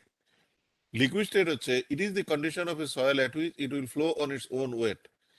আমি এমন একটা পানি অ্যাড করলাম যে সয়েলটাকে যখন আমি কোনো একটা শেপ দিব, এরকম একটা শেপে কোথাও আমি রাখার চেষ্টা করতেছি, it will just flow, it will try to flow. এটাকে আমরা বলতেছি it is the liquid condition. Plastic condition হচ্ছে ইট ইজ দি কন্ডিশন, এটা হচ্ছে যে এমন একটা কন্ডিশনে যে কন্ডিশনে এই সয়েলটাকে যে কোনো শেপ দেওয়া যায়. It is the condition of the soil at which it can be given any shape without any development of any cracks. আমি ওটা দিয়ে বিভিন্ন শেপ যখন তৈরি করতেছি, no crack would be developing. Could you get my point? আমি মনে করি যে এরকম একটা শেপ ডেভেলপ করতেছি, no crack would be there, তখন সেটাকে আমরা বলতেছি it is the plastic condition. Semi solid condition হচ্ছে it is the condition at which soil can be remolded. We can give shape, but only with the development of cracks. সেটাকে আমরা বলতেছি semi-solid. Solid হচ্ছে it is the condition at which the material or the soil cannot be remolded at all. We cannot give any shape. If we try to give any shape, it will just break. It will crack. So আমাদের চারটা এরকম condition অথবা আমাদের limit অথবা condition আছে, liquid state, plastic state, semi solid state, solid state.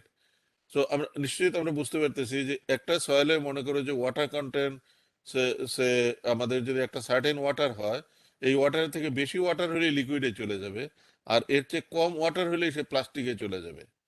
কাজে এই যে ইন বিটুইন যে কন্ডিশনটা, এই কন্ডিশনকে আমরা বলতেছি it is the limit. So the limiting water content between liquid state and plastic state is known as liquid limit.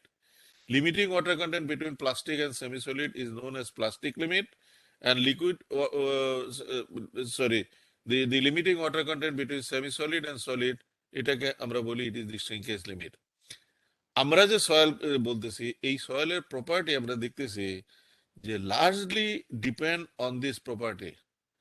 তার মানে সয়েলে যে শিয়ার স্ট্রেন্থ বলতেছি কিন্তু কম্প্রেসিবিলিটি বলতেছি, সেটা একটা ফিল্ডের থেকে আমি যখন সয়েল স্যাম্পল কালেক্ট করতে যাব, কালেক্ট করার পর যদি আমি ওটাকে টেস্ট করি শিয়ার এবং ইসের জন্য, so we have actually lot of involvement. আমার কিন্তু অনেক এক্সপেন্সিভ হবে, ল্যাবরেটরিতে অনেক দিন লেগে যাবে. বাট আমরা দেখা যাচ্ছে যে এই যে লিমিটগুলি, লিমিটিং ওয়াটার কন্টেন্টগুলি আছে, এবং এখান থেকে আমরা কিছু ইন্ডেক্স ভ্যালু পাবো.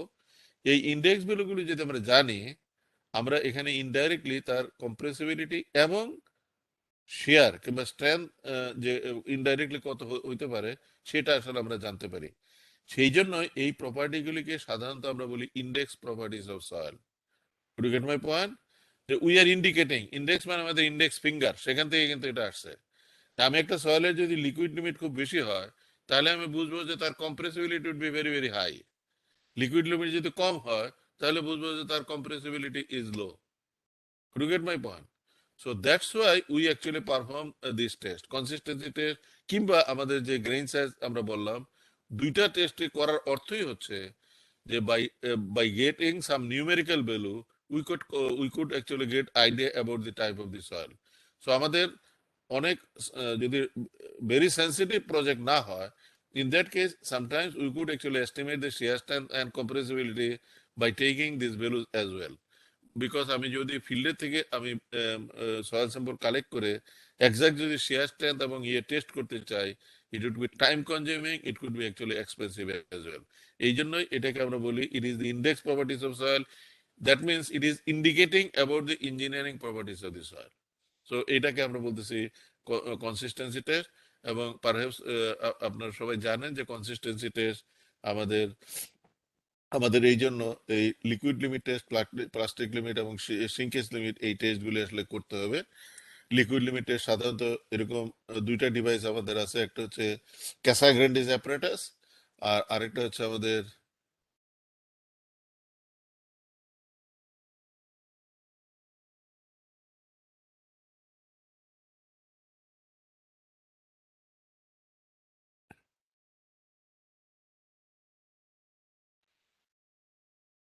Mister Rudra, can you see this annotating figures over there?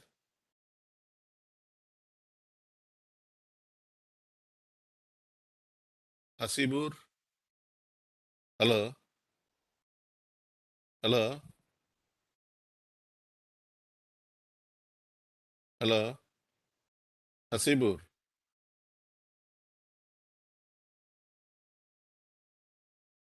Mister Rudra,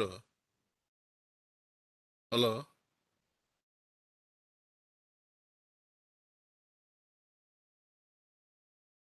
okay, okay, can you hear me? Can you see this this writing, my manual writing over there?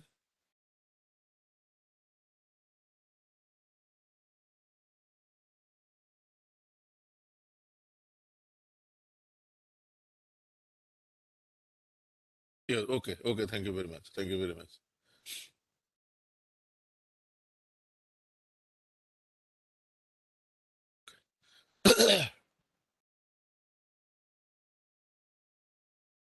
Okay, okay, thank you. So, liquid limit, we could actually determine it by using two apparatus. One, it is called Casagrande apparatus, as you know. The paste we prepared, we place it in a cup, we place it in a cup, and then we make a group by using the grooving tool. Then, by rotating, this is a liquid limit device. So, if we rotate it, then this groove would be closed. Whenever it closes actually half inch with a blow of 25, then we call it that water content. Then we take this moisture content from here, and we call it this liquid limit of the soil. So তুমি বুঝতেই পারতেছো, একটা হচ্ছে যে 25টা blow লাগবে আর half inch close হইতে হবে, এবং ওয়াটার আমি অ্যাড করলাম আরবিট্রিলি, আন্দাজ করে আমি অ্যাড করলাম, তাহলে তিনটা তো কখনো একসাথে মিলবে না। সেই জন্য what we use to do, আমরা মনে করি যে একটা ওয়াটার অ্যাড করলাম, এরকম মনে করে যে গ্রুপ করলাম, তারপর এরকম আমরা এটা দিয়ে রোটেট করলাম, এটাকে রোটেট করলে এই কাপটা উপরে উঠে ড্রপ হয়, উপরে উঠে ড্রপ হয়। যেহেতু আমরা বলতেছি liquid limit, liquid limit it does mean যে almost it doesn't have any shear strength, তাই না? যখন লিকুইডে চলে যায়, লিকুইডের তো কোনো শেয়ার স্ট্রেন্থ থাকে না। কিন্তু limiting value just you just take note যে লিমিটিং ভ্যালু হচ্ছে যে it is neither liquid not plastic. So এখানে দেখা গেছে there is a small shear strength over there. So we are actually measuring small shear strength, and small shear strength shear apparatus দিয়ে measure করা যায় না। কারণ ওইটা হচ্ছে যে ওই অ্যাপারেটাসের মুভমেন্টেই হয়তো ওই স্মল শেয়ার আমরা ডিটারমিন করতে পারবো না। সেই জন্য ইনডাইরেক্ট ওয়েতে we are actually determining the shear strength, কারণ সয়েলটা এরকম স্লোপের থেকে স্লাইড করতেছে। যদি শেয়ার কম হয়, স্ট্রেংথ কম হয়, তাহলে তাড়াতাড়ি স্লাইড করবে। শেয়ার যদি বেশি হয়, তাহলে আস্তে আস্তে স্লাইড করবে। You get my point? So indirectly we are measuring the shear strength over there. Perhaps you know. আমি এই জন্যই এটা এটা আরেকটা ডিভাইস হচ্ছে, এটাকে আমরা বলি কোন পেনিট্রেশন অ্যাপারেটাস। এটা দিয়ে আমরা আসলে সেম থিং আমরা মেজার করি লিকুইড লিমিট, এবং সেখান থেকে আমরা লিকুইড লিমিট ছাড়াও আমরা আরেকটা যেটা করি, যে আমরা প্লাস্টিক লিমিট ডিটারমিন করি, যে প্লাস্টিক লিমিটে আমাদের soil will have a consistency, কিছুটা স্টিফনেস থাকে। সাধারণত তোমার বলা হয় যে লিকুইড লিমিটে আমাদের স্টিফনেস থাকে সে অ্যারাউন্ড 2 kPa, হ্যাঁ, 1.7 থেকে 2.5 kPa, ভেরি স্মল শিয়ার স্ট্রেন্থ। আর প্লাস্টিক লিমিটে এটা 100 টাইমস থাকে, অর্থাৎ 170 থেকে 250 পর্যন্ত কেপিএ আমাদের এটা শিয়ার স্ট্রেন্থ থাকে। সো এটাকে ডিটারমিন করি, যদিও আমরা আরবিট্রারিলি ডিটারমিন করি, আমরা একটা সয়েল থ্রেড তৈরি করি approximately 3 millimetre diameter, during the process এই সয়েলটা যদি ক্রাম্বলড হয়, গুঁড়া গুঁড়া যদি হয়ে যায়, তখন যে ওয়াটার কন্টেন্ট থাকে সেই ওয়াটার কন্টেন্টকে আমরা বলি plastic limit. To get my point? তো আমরা প্লাস্টিক লিমিট ডিটারমিন করি এইভাবে, আর লিকুইড লিমিট ডিটারমিন করি লিকুইড লিমিট ডিভাইস দিয়ে। So liquid limit, plastic limit যেটা আমরা বলতেছি না কেন, there some water content. Liquid limit একটা ওয়াটার কন্টেন্ট, প্লাস্টিক লিমিট একটা ওয়াটার কন্টেন্ট। সেই জন্য লিকুইড লিমিট এবং প্লাস্টিক লিমিটকে যখন আমরা করতে চাই, ডেসক্রাইব করতে চাই, কিংবা নোটেশন দিতে চাই, আইদার লিকুইড লিমিট সম্বন্ধে আমরা লিখি এল এইভাবে লিখি, অথবা অনেক সময় আমরা লিখি WL, হ্যাঁ, WL, it does mean water content at liquid limit. আমাদের মনে রাখতে হবে যে soil mechanics is conventional that we always use small W as water content. তো এখানে যদি পি দেই তাহলে এটাকে আমরা বুঝবো যে this the plastic limit. So this are the thing, যে we determine liquid limit and plastic limit. Then ক্লাসিফিকেশনের জন্য আমাদের এটা দরকার নাই, কিন্তু অন্য আরেকটা আইডেন্টিফিকেশনের জন্য আমাদের দরকার আছে। We determine the shrinkage limit of the soil. এটা কিন্তু ক্লাসিফিকেশনের জন্য আমাদের দরকার নাই, but if we have to identify expansive soil কিংবা it is collapsible soil, in that case এই লিমিটটা আমাদের দরকার আছে। এটাকে আমরা বলতেছি সিঙ্কেজ লিমিট। তাহলে তুমি দেখো এখানে কিন্তু একটু আন্দাজ করা মুশকিল, যে আমি যে কথাটা বলতেছি, it is the limiting water content between semi solid and solid state. এটা তো আসলে আরবিট্রারি আমি একটা কথা বললাম। তো এটাকে যদি আমি ডিফাইন করতে চাই, খেয়াল করো ডেফিনেশনটা, shrinkage limit of the soil, খেয়াল করো, shrinkage limit of the soil is the minimum saturated water content at its minimum volume during the process of drying. একটা সয়েল যখন ড্রাই হওয়া শুরু করবে, মনে করো যে এই একটা সয়েল, এইটুকু আমাদের সয়েল আছে, দিস ইজ, এই সয়েলটা হচ্ছে যে এটাকে ওয়েট সয়েল আছে, কিংবা এটার আছে লিকুইড লিমিটের সমান, মনে করো যে ওয়াটার কন্টেন্ট আছে। এটা আমি একটা ফেজ ডায়াগ্রাম আঁকলাম, যে এর ভিতর সয়েল সলিড আছে এবং ওয়াটার আছে। এটা হচ্ছে সয়েল সলিড, এটা হচ্ছে ওয়াটার। সো এটা যদি ড্রাই হওয়া শুরু করে তাহলে কি হবে, একটা ভলিউমটা তার কমে যাবে, তাই না? যখন ড্রাই হবে ওয়াটারটা বের হয়ে যাবে, ভলিউমটা কমে যাবে। এখন ওয়াটারটা বের হয়ে যায়, যদি ভলিউমটা কমে যায়, তাহলে তুমি দেখো ভলিউমটা এটা হলো।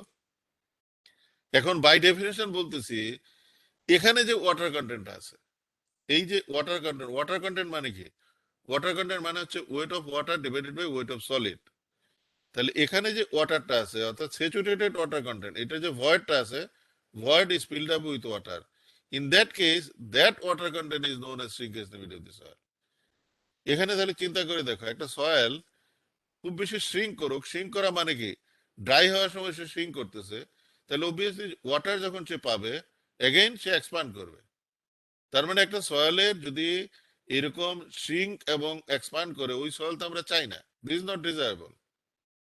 তাহলে তুমি দেখো একটা সয়েলের, আবার খেয়াল করো ডেফিনেশনটা, যে shrinkage limit, it is the saturated water content of a soil in its minimum volume during the process of drying. তাহলে একটা সয়েল মনে করো যে ড্রাই হয়ে এতটুকু হইলো, আরেকটা সয়েল ড্রাই হয়ে আরেকটু কমে গেল, তাহলে আমরা কি বলতেছি, যে এখানে যে সয়েলের সলিডটা আছে, সয়েল সলিডটা চেঞ্জ হবে না। এটা যদি সয়েল সলিড হয়, এটা যদি সয়েল সলিড হয়, সয়েল সলিডটা চেঞ্জ হবে না। তাহলে তুমি দেখো এখানে যেহেতু ভয়েডের পরিমাণ, এখানে ভয়েডের পরিমাণ হচ্ছে সবচেয়ে কম, এখানে ভয়েডের পরিমাণ আরেকটু বেশি, এখানে ভয়েডের পরিমাণ আরেকটু বেশি। তাহলে আমরা বলতেছি by definition saturated water content at its minimum volume during the process of drying. তাহলে একটা সয়েল যদি স্ট্রিং বেশি করে, তাহলে তার স্যাচুরেটেড ওয়াটার কন্টেন্ট কিন্তু কম হবে। খেয়াল করছো কিনা? যেখানে যত বেশি স্ট্রিং করবে, তখন তার ভয়েডটা কম থাকবে, এই ভয়েডটা ফিল আপ হতে ওয়াটার কন্টেন্ট যেটা লাগবে সেই ওয়াটার কন্টেন্টটা কম লাগবে। তার মানে এখানে কিন্তু ইটস ভেরি ইন্টারেস্টিং যে একটা সয়েলের যদি শ্রিঙ্কেজ লিমিট আমাদের কম হয়, সেই সয়েলটা হচ্ছে ওয়াস্ট ম্যাটেরিয়াল। শ্রিঙ্কেজ লিমিট যদি একটা সয়েলের জিরো হয়, তাহলে that is the best material. Two get my point? So this is very very interesting. আমাদের অনেকের একটা এটা সম্বন্ধে মিসকনসেপশন আছে যে শ্রিঙ্কেজ লিমিট, অলওয়েজ আমরা চাবো যে একটা সয়েলের শ্রিঙ্কেজ লিমিট যাতে বেশি হয়, শ্রিঙ্কেজ লিমিট যাতে কম হয়, তখন আমরা দেখবো যে ও শ্রিঙ্ক কম করবে। তার মানে saturated water content at its minimum volume during the process of drying. তাহলে এটা একটু বুঝতে আমাদের একটু অসুবিধা হয়। আমরা সিঙ্কেজ লিমিট কথাটা বললাম, সাধারণত বেশি জিনিসকে আমরা ধরে নেই ভালো, এটা কিন্তু আমাদের একটা ন্যাচারাল ইয়ে। এখানে আমি বলতেছি যে এটা কম জিনিস যেটা ভালো। সেই জন্য এটাকে অ্যাভয়েড করার জন্য রিসেন্টলি আমাদের আরেকটা টেস্ট উই ইউজুয়ালি পারফর্ম, সেটাকে আমরা বলি, সরি,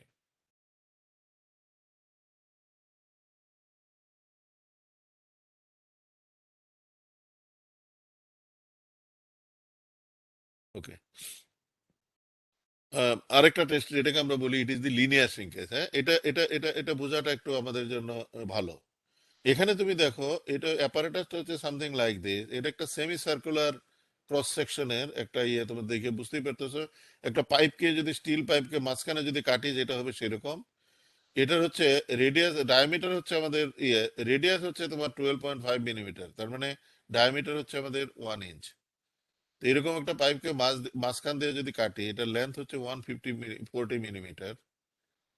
এখন আমরা যেটা করব, ওই যে সয়েল পেস্টটা আছে, সয়েল পেস্টটা দিয়ে এটাকে ফিল আপ করবো। করার পর আমরা এটাকে এয়ারে রাখবো। এয়ারে রাখার পর আমরা তারপরে ওভেনে দিব, ওভেনে দিয়ে এটাকে ড্রাই করব। ওখানে যখন আমরা করি সিঙ্কেজ লিমিট, আমি এটা বলতে ভুলে গেছিলাম তোমাদের, সিঙ্কেজ লিমিট যখন আমরা করি তখন কিন্তু যে কাজটা করি, একটা এরকম কন্টেনারকে ফিল করি উইথ ওয়াটার, ওয়েট সয়েল দিয়ে। তারপর এটাকে আমরা প্রথমে এয়ারে ড্রাই করি, পরে ওভেনে ড্রাই করি। ড্রাই করার পর আমাদের এরকম একটা ভলিউম হয়ে যায়। আমি বলতেছি যে এই ভলিউমে যদি ভয়েড গুলি ওয়াটার দ্বারা ফিল্ড আপ হতো, তাহলে এটাকে বলতেছি সিঙ্কেজ লিমিট। আর লিনিয়ার সিঙ্কেজ দেখো, এটা একটু অ্যাডভান্টেজ হচ্ছে যে লিনিয়ার সিঙ্কেজের আমরা যেটা করতেছি, এটাকে ফিল আপ করলাম, তাহলে এটা সয়েলটার লেন্থ হচ্ছে 140 millimetre. Then we dry it in air and then we dry it in oven.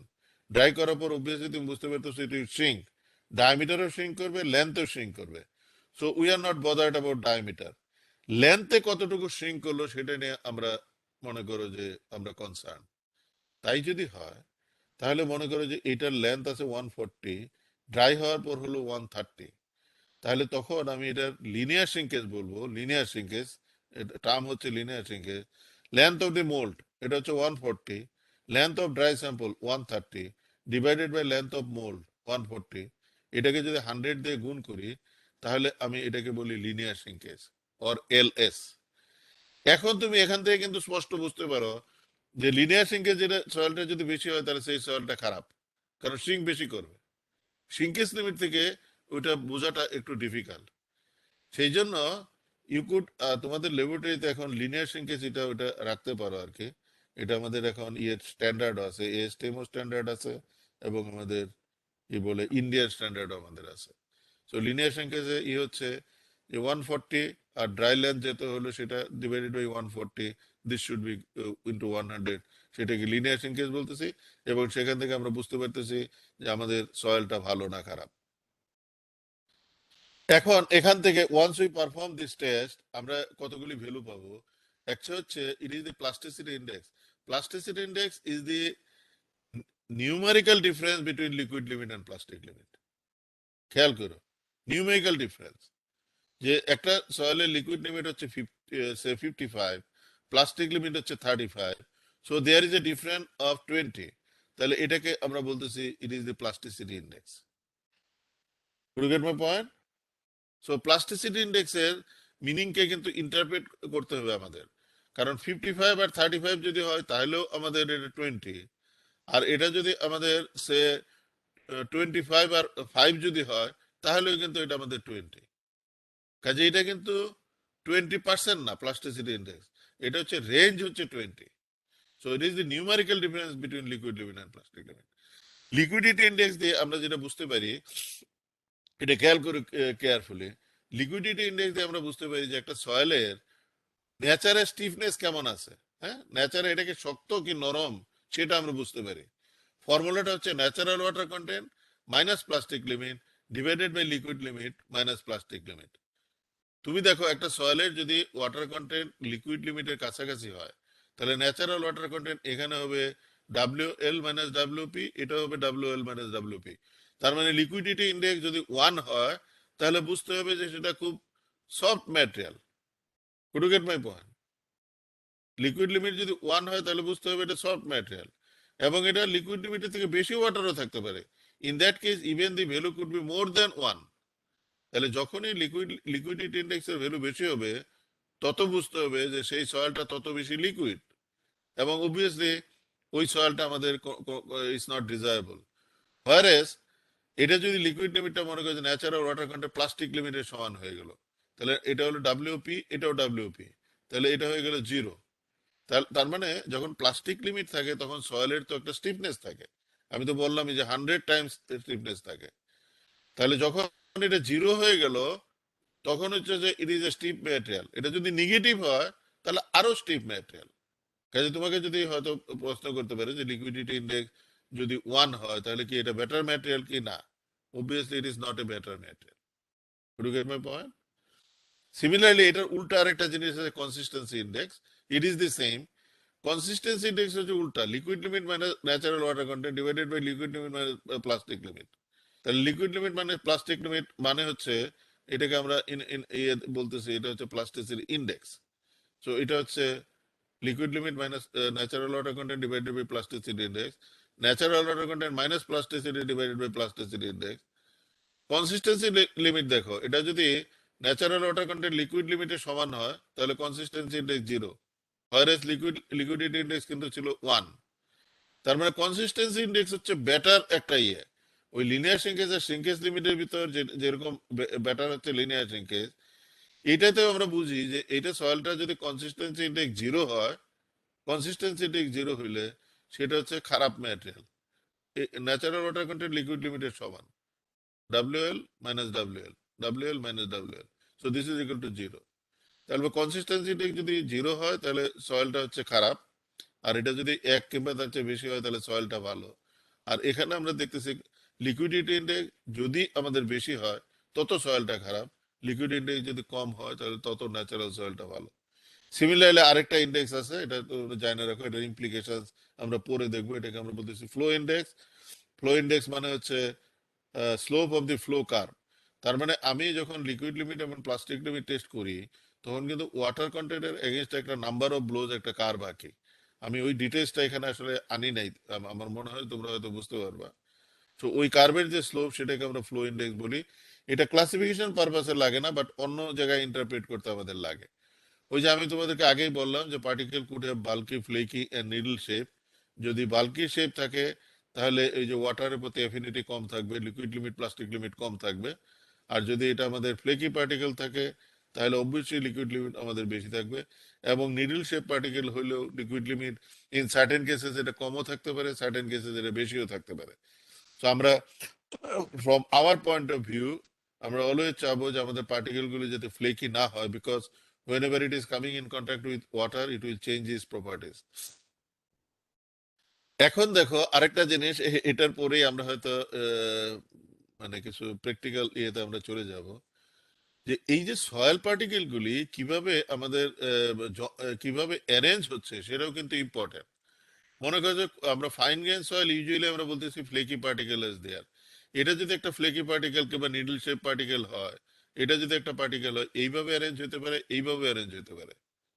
তাহলে এই যে অ্যারেঞ্জ, প্যারালেল অ্যারেঞ্জ যখন হচ্ছে, তখন এটাকে বলি ডিসপার্স স্ট্রাকচার।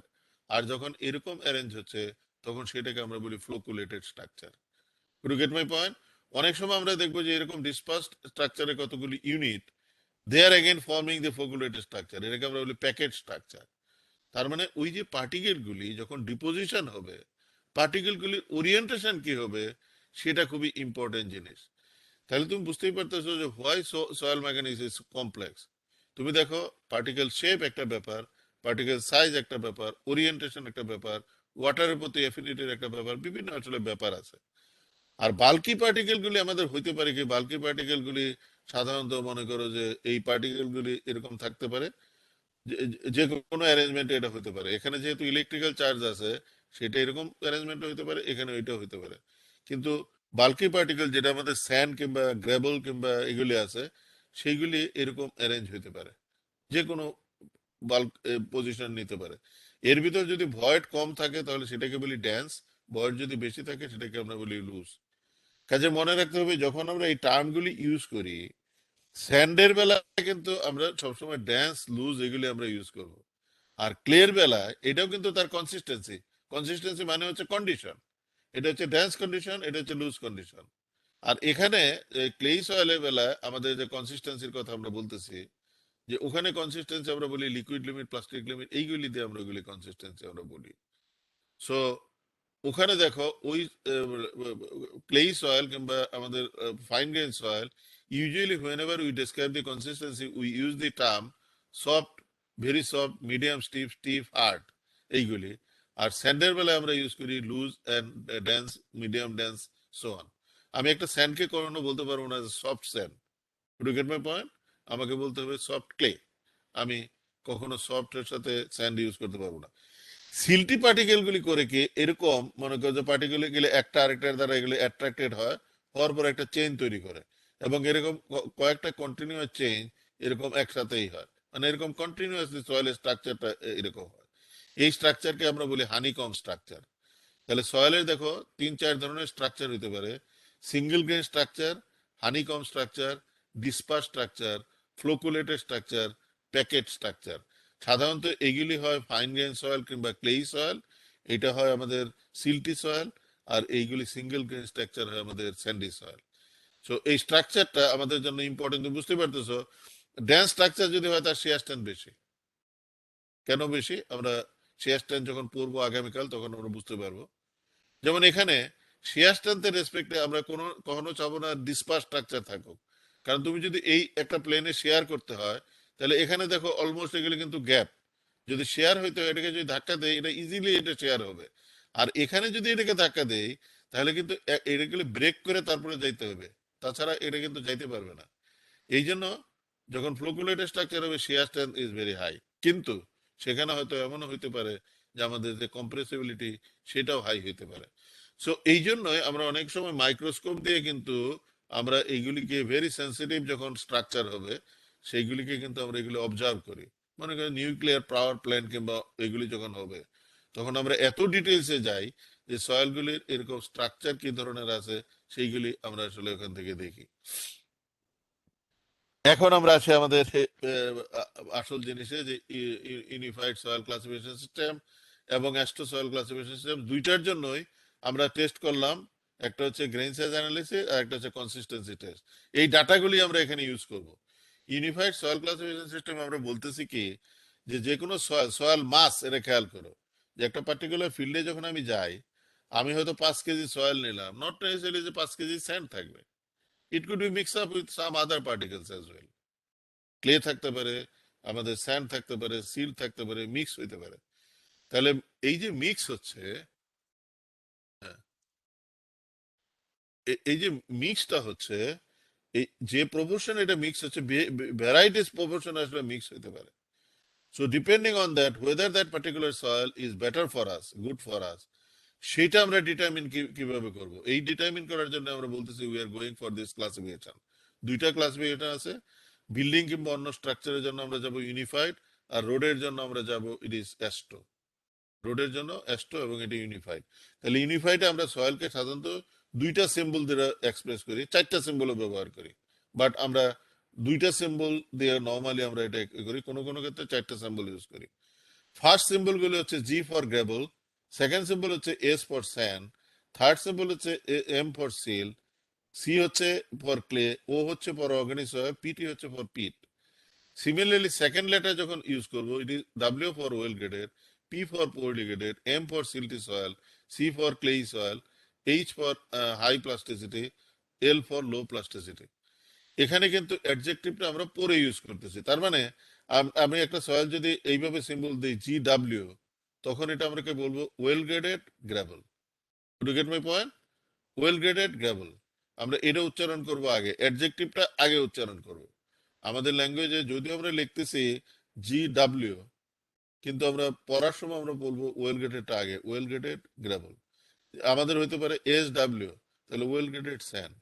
সিমিলারলি আমাদের হইতে পারে যে এটা সিল্টি স্যান্ড, তাহলে আমাদের এটা হবে স্যান্ড হচ্ছে এটা হচ্ছে M, তখন এটা হবে আমাদের SM। তো এরকম বিভিন্ন কম্বিনেশন আমাদের হইতে পারে। তোমার মনে রাখতে হবে যে এই যে আমাদের ওয়েল গ্রেডেড, পোরলি গ্রেডেড এই কথাগুলি বলতেছি, এইগুলি সাধারণত কোর্স গ্রেন সয়েলের জন্য আমাদের ইউজ হবে, গ্রেভেল স্যান্ড এগুলির জন্য ইউজ হবে। সিল্ট এবং ক্লে অর্গানিক সয়েলের জন্য সাধারণত আমাদের যেটা হবে এই টার্মগুলি আমাদের ইউজ হবে অ্যাডজেক্টিভ হিসাবে। সিল্টি, ক্লে, হাই প্লাস্টিসিটি, লো প্লাস্টিসিটি, এগুলি সাধারণত এটার জন্য উইল ইউজ ইট। এখানে তুমি দেখো there is a chart in unified soil classification what you use to do, let's see first. এখানে আমরা বলতেছি যে একটা সয়েলকে আমরা বলতে পারি কোর্স গ্রেন সয়েল অথবা fine grain soil. 100 gram soil আমি আনলাম, আনার পরে আমি 100 গ্রাম সয়েল আমি নিলাম, নেওয়ার পরে আমি দেখতেছি যে মোর than 50% written on number 200 sheep. খেয়াল করো, মোর দেন 50% রিটেন করতে হবে 200 সিপে, মোর দেন 50% রিটেন করতে হবে। 100 গ্রামের ভিতর যদি 51 গ্রাম আমাদের রিটেন করে, ইন দ্যাট কেস ওই সয়েলটাকে 100% সয়েলকে আমি বলবো যে it is coarse grain soil. খেয়াল করো কিন্তু, all the 100 gram of soil we call it actually coarse grain soil. হ্যাঁ, আর যদি উল্টাটা হয় তাহলে সেটাকে আমরা বলবো fine grain soil. Coarse grain সয়েলকে we could group it into two classes, একটা হচ্ছে গ্রাবল আর একটা হচ্ছে স্যান্ড। গ্রাবেল বলবো more than 50% of coarse fraction retained on number 4 sieve. Number 4 সিপের opening হচ্ছে 4.75। তাহলে আমি দেখবো যে আমাদের 50%-এর বেশি এখানে যদি রিটেন করে নাম্বার 4 সিপে, 50%-এর বেশি মানে বুঝতে পারছো কিন্তু। আমি এখানে একটা এক্সাম্পল দিই, 52 গ্রাম ইজ রিটেনিং ওভার দেয়ার। হ্যাঁ, তাহলে অবভিয়াসলি আই কল ইট, এটা 52 গ্রাম, 52 গ্রাম রিটেন করলো 100 গ্রামের ভিতর, তাহলে I call it actually coarse grain soil. Once it is coarse grain soil, আমি বলতেছি যে আমার এটা আইদার হবে গ্রেভেল অথবা স্যান্ড। হ্যাঁ, খেয়াল করো, এখন এই 52 গ্রাম, এই 52 গ্রাম সয়েল যদি আমি নেই, নেওয়ার পরে এটাকে যদি নাম্বার 4 সিপ দিয়ে আমি সিপ করি, নাম্বার 4 সিপ দিয়ে, এর যদি 50%-এর মোর আমাদের থাকে, মোর দেন 50% যদি ওই নাম্বার 4 সিপের উপরে থাকে, তখন সেটাকে বলবো গ্রেভেল, আদারওয়াইজ আমরা এটাকে বলবো sand. Could you get my point? So whenever we go for classification, just you look into it. আমি 100 গ্রাম সয়েল নিলাম, নেওয়ার পরে 52 গ্রাম রিটেন করলো অন নাম্বার 200, কিন্তু 48 গ্রাম কিন্তু পাস করতেছে। দি মোমেন্ট 52 গ্রাম রিটেন করলো, 100% সয়েলকে আমি বলবো যে এটা কোর্স গ্রেন। এখন এই 52 গ্রাম যেটা রিটেন করতেছে এর ভিতরে, এর যদি 50%-এর মোর যদি হয়, তাহলে পুরা 100 গ্রাম সয়েলকেই আমরা বলবো এটা গ্র্যাবল, অর্থাৎ ফার্স্ট লেটার হবে তার গ্র্যাবল। এ বিট অফ আন্ডারস্ট্যান্ডিং এখানে কিন্তু আছে। সো তাহলে আমি গ্রেবল বললাম, যখনই গ্রেবল বলবো তখন তার মানে আমার ফার্স্ট লেটার আমি বুঝে গেলাম যে ফার্স্ট লেটার উড বি জি। এখানে মনে করে যে আমি 4 সিপ দিয়ে সিপ করলাম 52-এর ভিতর 27 গ্রাম, মনে করে যে আমাদের ইয়ে রইলো নাম্বার 4 সিপে যদি থাকে, 100 গ্রাম সয়েলের সিম্বলই হবে it is G, first letter is G. আর যদি এটা না হয় তাহলে তুমি বুঝতে পারতেছো এটা হবে এস। যখনই এই দুইটা হইলো, খেয়াল করো, এরপরে তিনটা ক্রাইটেরিয়া এখানে আমাদের মানতে হবে, তিনটা ক্রাইটেরিয়া একটা চেক করতে হবে। চেক যে করতে হবে সেটা হচ্ছে পাসিং নাম্বার 200 সিফটটা কত, এটা আমাদের চেক করতে হবে। পাসিং নাম্বার 200, এখানে এই পার্টিকুলার ক্ষেত্রে পাসিং নাম্বার 200 হচ্ছে 52। হ্যাঁ, কিন্তু আমরা বলতেছি যে পাসিং নাম্বার 200 এর তিনটা চেক করতে হবে, যে পাসিং নাম্বার 200 5% এর কম কিনা, 5 to 12% এর ভিতর কিনা, মোর দেন 12% কিনা। এই তিনটা জিনিস আমার চেক করতে হবে এই মুহূর্তে। যখন আমি ফার্স্ট লেটার পেয়ে গেলাম, ফার্স্ট লেটার পাওয়ার পরে আমার এই তিনটা জিনিস চেক করতে হবে, লেস দেন 5% কিনা, 5 to 12% কিনা, গ্রেটার দেন 5% কিনা, sorry sorry sorry, greater than 12% কিনা, not greater than 5%, greater than 12। greater than 12.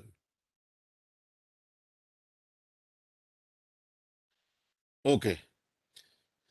মনে করো, let's take another example. Say we are taking 100 gram of soil sample. এখানে আমাদের 96 গ্রাম রিটেন করলো on number 200. So 96 রিটেন করলো, obviously 4% would be passing. Immediately এই সয়েলটাকে আমি বলবো it is coarse grain soil. যেহেতু more than 50% is retaining. 100-র ভিতর আমাদের রিটেন করতেছে 96 গ্রাম। সো এটাকে আমরা বলতেছি it is coarse grain. Coarse grain হয়ে first sample could be gravel অথবা স্যান্ড, জি হইতে পারে অথবা এস হইতে পারে। এখন জি না এস এটা ডিটারমিন করার জন্য আমরা যেটা করবো, এই যে 96 গ্রাম সয়েলটা যা আছে এটাকে আমি শিফট করব নাম্বার 4 সিবে। নাম্বার 4 সিবে রিটেন করার পর 96 50% 48, এখানে মনে করে যে উপরে রইল 49, নিচে হইলো আমাদের 49। যদি হয় তাহলে 96, তো 49 গ্রামের ভিতর যদি এটা কত হয় তাহলে এটা হচ্ছে ইট ইজ 47, 5 করলো 47। এটা কিন্তু নাম্বার 4, হ্যাঁ, এটা গ্রামে বলতেছি আমি। এখন এই সয়েলটা হচ্ছে it is gravel. So once it is gravel, তখন আমি বলতেছি যে ফার্স্ট সিম্বলটা আমি জেনে গেলাম যে ফার্স্ট সিম্বল হচ্ছে আমাদের গ্রাবল। তখন আমাকে এই তিনটা চেক দিতে হবে। চেকটা কি এটা লেস দেন 5% না 5 to 12% না গ্রেটার দেন 12%? এটা আমাদের ক্ষেত্রে এটা হচ্ছে লেস দেন 5%। লেস দেন 5% যখনই এটা হবে ওর সেকেন্ড লেটারটা আমাদের শুধু গ্রেডেশন দিয়ে নির্ধারিত করতে হবে। খেয়াল করো, শুধু গ্রেডেশন দিয়ে।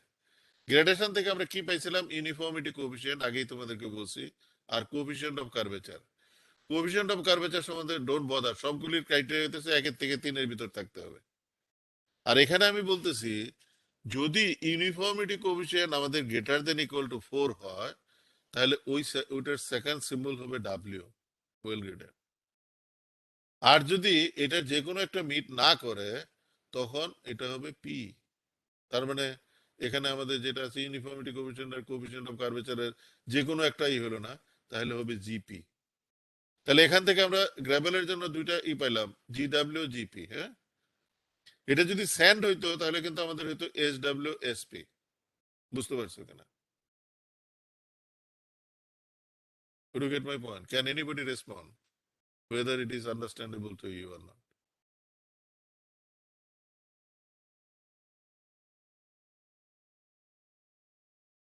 So Abidin, so the reactions are currently turned off from Oh, the. reactions are Yeah, turned off. I Okay, said I okay, turn okay. it on because it obstructs other people's viewpoint. That's why I turned off the reaction. Yeah. Sometimes it obstruct, but in our case, okay, okay. আমরা I can discuss turn it করবো on. পর। I can turn the Oh, reactions on. So oh, okay, okay. No, I can actually talk to them later. Huh? yeah, In question and answer session, maybe I'll be. So they are actually requesting me to answer for the questions. uh, Uh, I see that you are on slide 42 right now, and there are a lot of slides that you have to cover. Uh, uh, uh, okay, okay. Let me finish, then I'll answer. Huh? Okay, let okay. me finish. Huh? Okay, no problem. So we are getting like this. Then, if it is in between 5 to 12%, sorry, if it is greater than 12%, then to determine the second letter, just খেয়াল করো তোমরা, first letter আমরা clearly পেয়ে যাচ্ছি যে gravel না sand হবে, we are getting it. To determine the second letter আমরা বলতেছি যে whenever it is greater than 12%, তখন we have to use a chart, যে চার্টটাকে আমরা বলতেছি it is the plasticity chart. Okay,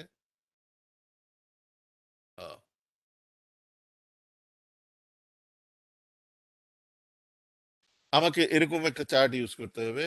this chart is known as plasticity chart. খেয়াল করো যে যদি এই যে আমি লিকুইড লিমিট অ্যান্ড প্লাস্টিক লিমিটের ওই সয়েলটার আমি liquid limit and plastic limit determine করলাম। তো if the liquid limit is say 35 and plastic limit মনে করো যে আছে it is 20, plastic limit is 20, হ্যাঁ, ইজ 20। তাহলে what is the value of plasticity index? 15. So a liquid limit 15, a liquid limit হলো 35, plasticity index is equal to 15. So plasticity chart is a chart of liquid limit versus plasticity index. A particular soil's liquid limit is 35, plasticity index is 15. So it is, say, 35 is liquid limit and plasticity index is 15. So it is lying above this line. এখানে একটা line আছে, এটার equation কিংবা এই সম্বন্ধে আমরা পরে বলবো। এটাকে নরমালি আমরা বলি এ লাইন। তাহলে এটার উপরে যদি থাকে তাহলে আমাদের হবে সেকেন্ড সিম্বলটা হবে সি, আর এটা যদি নিচে থাকে তাহলে সেকেন্ড সিম্বলটা হবে এম। তার মানে এই সয়েলটা আমাদের, তাহলে যেহেতু আমাদের এই পার্টিকুলার এই পয়েন্টটা এটার উপরে আছে, তাহলে এটাকে আমরা বলবো জিসি। এখন যদি আর লিকুইড লিমিটের অন্য কোনো ভ্যালু থাকতো, মনে করো যে এটার লিকুইড লিমিটের ভ্যালু আছে সে 35, আর আমাদের প্লাস্টিক লিমিটের ভ্যালু আছে সে সে 25, কিংবা প্লাস্টিক লিমিটের ভ্যালু আছে সে 28, হ্যাঁ, এরকম ধরলাম, তাহলে অবভিয়াসলি প্লাস্টিসিটি ইন্ডেক্স হচ্ছে 7। ইন দ্যাট কেস 35 এর এগেইনস্টে যদি আমরা 7 প্লেস করি, তাহলে maybe it would be something over here. In that case second যে সিম্বলটা হবে, সোজা কথা হচ্ছে যে এই লাইনের যদি উপরে থাকে তাহলে হবে সি, এই লাইনের যদি নিচে থাকে তাহলে হবে এল, সরি এম। তাহলে সি, সি হচ্ছে ক্লের সিম্বল, আর সিল্টের জন্য সিম্বল হচ্ছে আমাদের M. You get my point?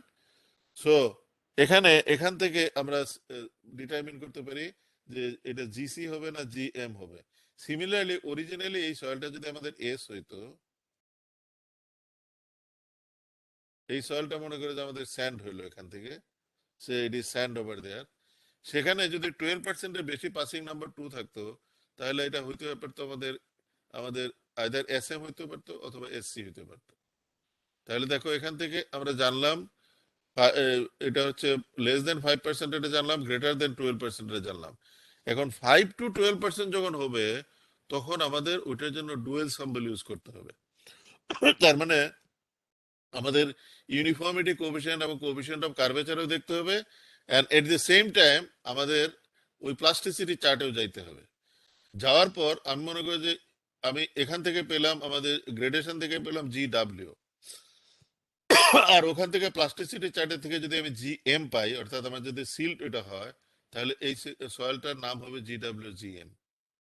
Similarly আমরা এটা পাইতে পারি G W G M GC, স্যান্ডের বেলায় পাইতে পারি এস ডাব্লিউ এস এম অথবা এস এম এস সি।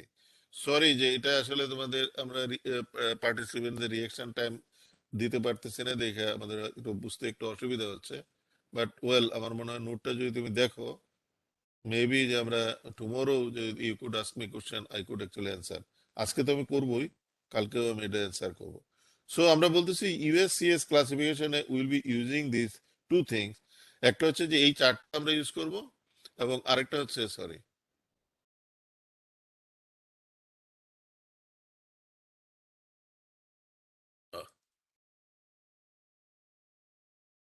একটা হচ্ছে আমরা এই চার্টটা ইউজ করব, আরেকটা হচ্ছে যে আরেকটা চার্ট আমরা বলতেছি প্লাস্টিসিটি চার্ট, এটা আমাদের ইউজ করতে হবে। এটা হচ্ছে আমাদের according to unified soil classification system, আমরা এইভাবে ক্লাসিফিকেশন করি। তাহলে তুমি দেখো কতগুলি সয়েলের আমাদের ক্লাসিফিকেশন। আরেকটা হচ্ছে আমি বলি যে মনে করো যে মোর দেন 50% পাস করতেছে নাম্বার 200 সিপ, 100 গ্রাম সয়েল আমি নিলাম, নেওয়ার পর আমাদের সে 52 গ্রাম পাস করতেছে নাম্বার 200 সিপ, হ্যাঁ, সরি,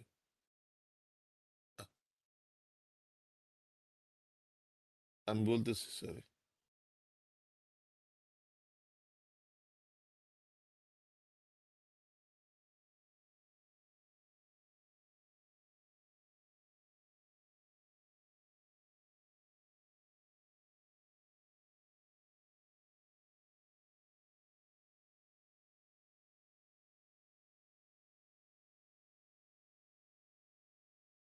অ্যানোটেশনটা ইউজ করা যাচ্ছে না,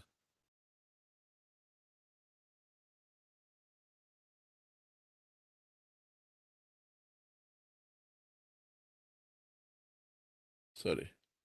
ওকে, আমি যদি দেখি যে একটা 100 গ্রাম আমি সয়েল স্যাম্পল নিলাম, say 48 gram remaining on 200 sieve, 200 sieve is very very important, and 52 gram is passing, straight away আমি বলবো যে এই সয়েলটা হচ্ছে আমাদের ফাইন গ্রেন সয়েল। এটার ফার্স্ট সিম্বল সি কিংবা H. You get my point? Then ওই লিকুইড লিমিট অ্যান্ড প্লাস্টিক লিমিটের ভ্যালুতে আমরা যাব। যদি লিকুইড লিমিট এবং প্লাস্টিক লিমিটের ভ্যালুতে আমরা যদি দেখি এই লাইনের উপরে এটা আছে, তখন সেটাকে আমরা বলবো C. Otherwise we call it actually, নিচে যদি থাকে তাহলে আমরা বলবো ইট ইজ এম, সিল্ড। তাহলে ফার্স্ট লেটার আমরা পেয়ে যাচ্ছি C or M. Then second letter determine করার জন্য whenever we get it C or M, we don't have to bother for gradation. আমাদের এখানে একটা ক্রাইটেরিয়া হচ্ছে যে এটা লিকুইড লিমিটটা 50-এর থেকে বড় না 50-এর থেকে ছোট। তাহলে একটা সয়েল মনে করো যে হলো সি, কিন্তু তার লিকুইড লিমিট হলো 50-এর থেকে নিচে, তখন এটাকে বলবো ইট ইজ লো কম্প্রেসিবিলিটি, তার মানে ওই সয়েলটা হবে সি এল। আর যদি এটা আমাদের মনে করো যে 50-এর থেকে বেশি হয়, তাহলে এটাকে আমরা বলবো ইট ইজ সি এম। তার মানে ওইটা ডিটারমিন করব only from liquid limit of the soil. Liquid limit 50-এর বেশি হলে সেকেন্ড লেটার হতেছে এইচ, লিকুইড লিমিট 50-এর কম হলে সেকেন্ড লেটার হবে L. Could you get my point? তার মানে একটা সয়েলে প্রথমে তুমি দেখো যে আমি বললাম যে একটা সয়েলের পাসিং থ্রো নাম্বার 200 সি হলো 68। তাহলে 68 যখনই হবে তখন তোমার বুঝতে হবে ফার্স্ট লেটার হবে সি কিংবা এম, কারণ এটা সিল কিংবা ক্লে হবে। আর এটা যদি লিকুইড লিমিট তোমার মনে করো যে 60 থাকে, তাহলে স্ট্রেট ওয়ে তুমি ওই সয়েলটার ক্লাসিফিকেশন কি হইতে পারে, সিএইচ অথবা এমএইচ। আমি বুঝাইতে পারছি কিনা? সো আমি এটার উত্তর দিব পরে তোমাদেরকে, হ্যাঁ। এখন আমরা আসি AASHTO soil classification system. AASHTO soil classification সিস্টেমে what you use to do, এই সয়েলটাকে depending on liquid limit and grain size value, আমরা এই সয়েলটাকে A7 থেকে A8, সরি A1 থেকে A8 পর্যন্ত এটা গ্রুপ করি। A1 থেকে A7 হচ্ছে ইট ইজ অর্গানিক সয়েল, আর A8 হচ্ছে ইট ইজ, সরি, A1 থেকে A7 পর্যন্ত ইনঅর্গানিক সয়েল, আর A8 হচ্ছে আমাদের organic soil. whenever it is A8 it is the worst type of soil, আর এর সংখ্যা যত বেশি তত হচ্ছে এটা খারাপ soil for subgrade, construction of subgrade. আমি যদি পেভমেন্ট করতে চাই কোনো ইস্যুর উপর, তাহলে এটার জন্য A1 হচ্ছে বেস্ট ম্যাটেরিয়াল, A7 হচ্ছে ওয়ার্স্ট ম্যাটেরিয়াল। তাহলে এটা আমরা একটা চার্ট ইউজ করি সাধারণত। তুমি যদি এখানে যাও, এই যে এখানে তুমি দেখো, এই চার্টটাতে তুমি দেখো যে চার্টগুলো আছে, যেমন এটা A1 আছে, A1 কে আরো দুইটা ক্লাসিফিকেশন আছে, A1A A1B। তারপরে এটা আছে A2, A2 চারটে classification, A24 A25 A26 A27। এটা কি, এটারও কারণ আছে। আমি এখানে এটা আসলে এক্সপ্লেইন করতেছি না, আমি জাস্ট এই চার্টটা দেখাচ্ছি তোমাদেরকে, নিশ্চয়ই তোমরা হয়তো জানো। আরেকটা সয়েল আছে A3, ক্লাসিফিকেশন পারপাসে A2 এর আগে A3 বসানো আছে, বাট সয়েলের কোয়ালিটির পারপাসে A2 is definitely better then A3 soil.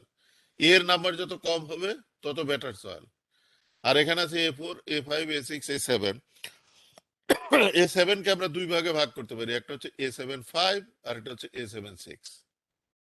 Two get my point? A75 A76 কি কি কারণ সেটা আমরা পরে দেখবো যে কি জন্য A75 A76 হলো। এখন ক্লাসিফিকেশন এটা দেখো, তুমি যে গ্রেন সাইজ করার পরে সে বলতেছে তোমার 10 নাম্বার সিপ দিয়ে কত পাস করছে।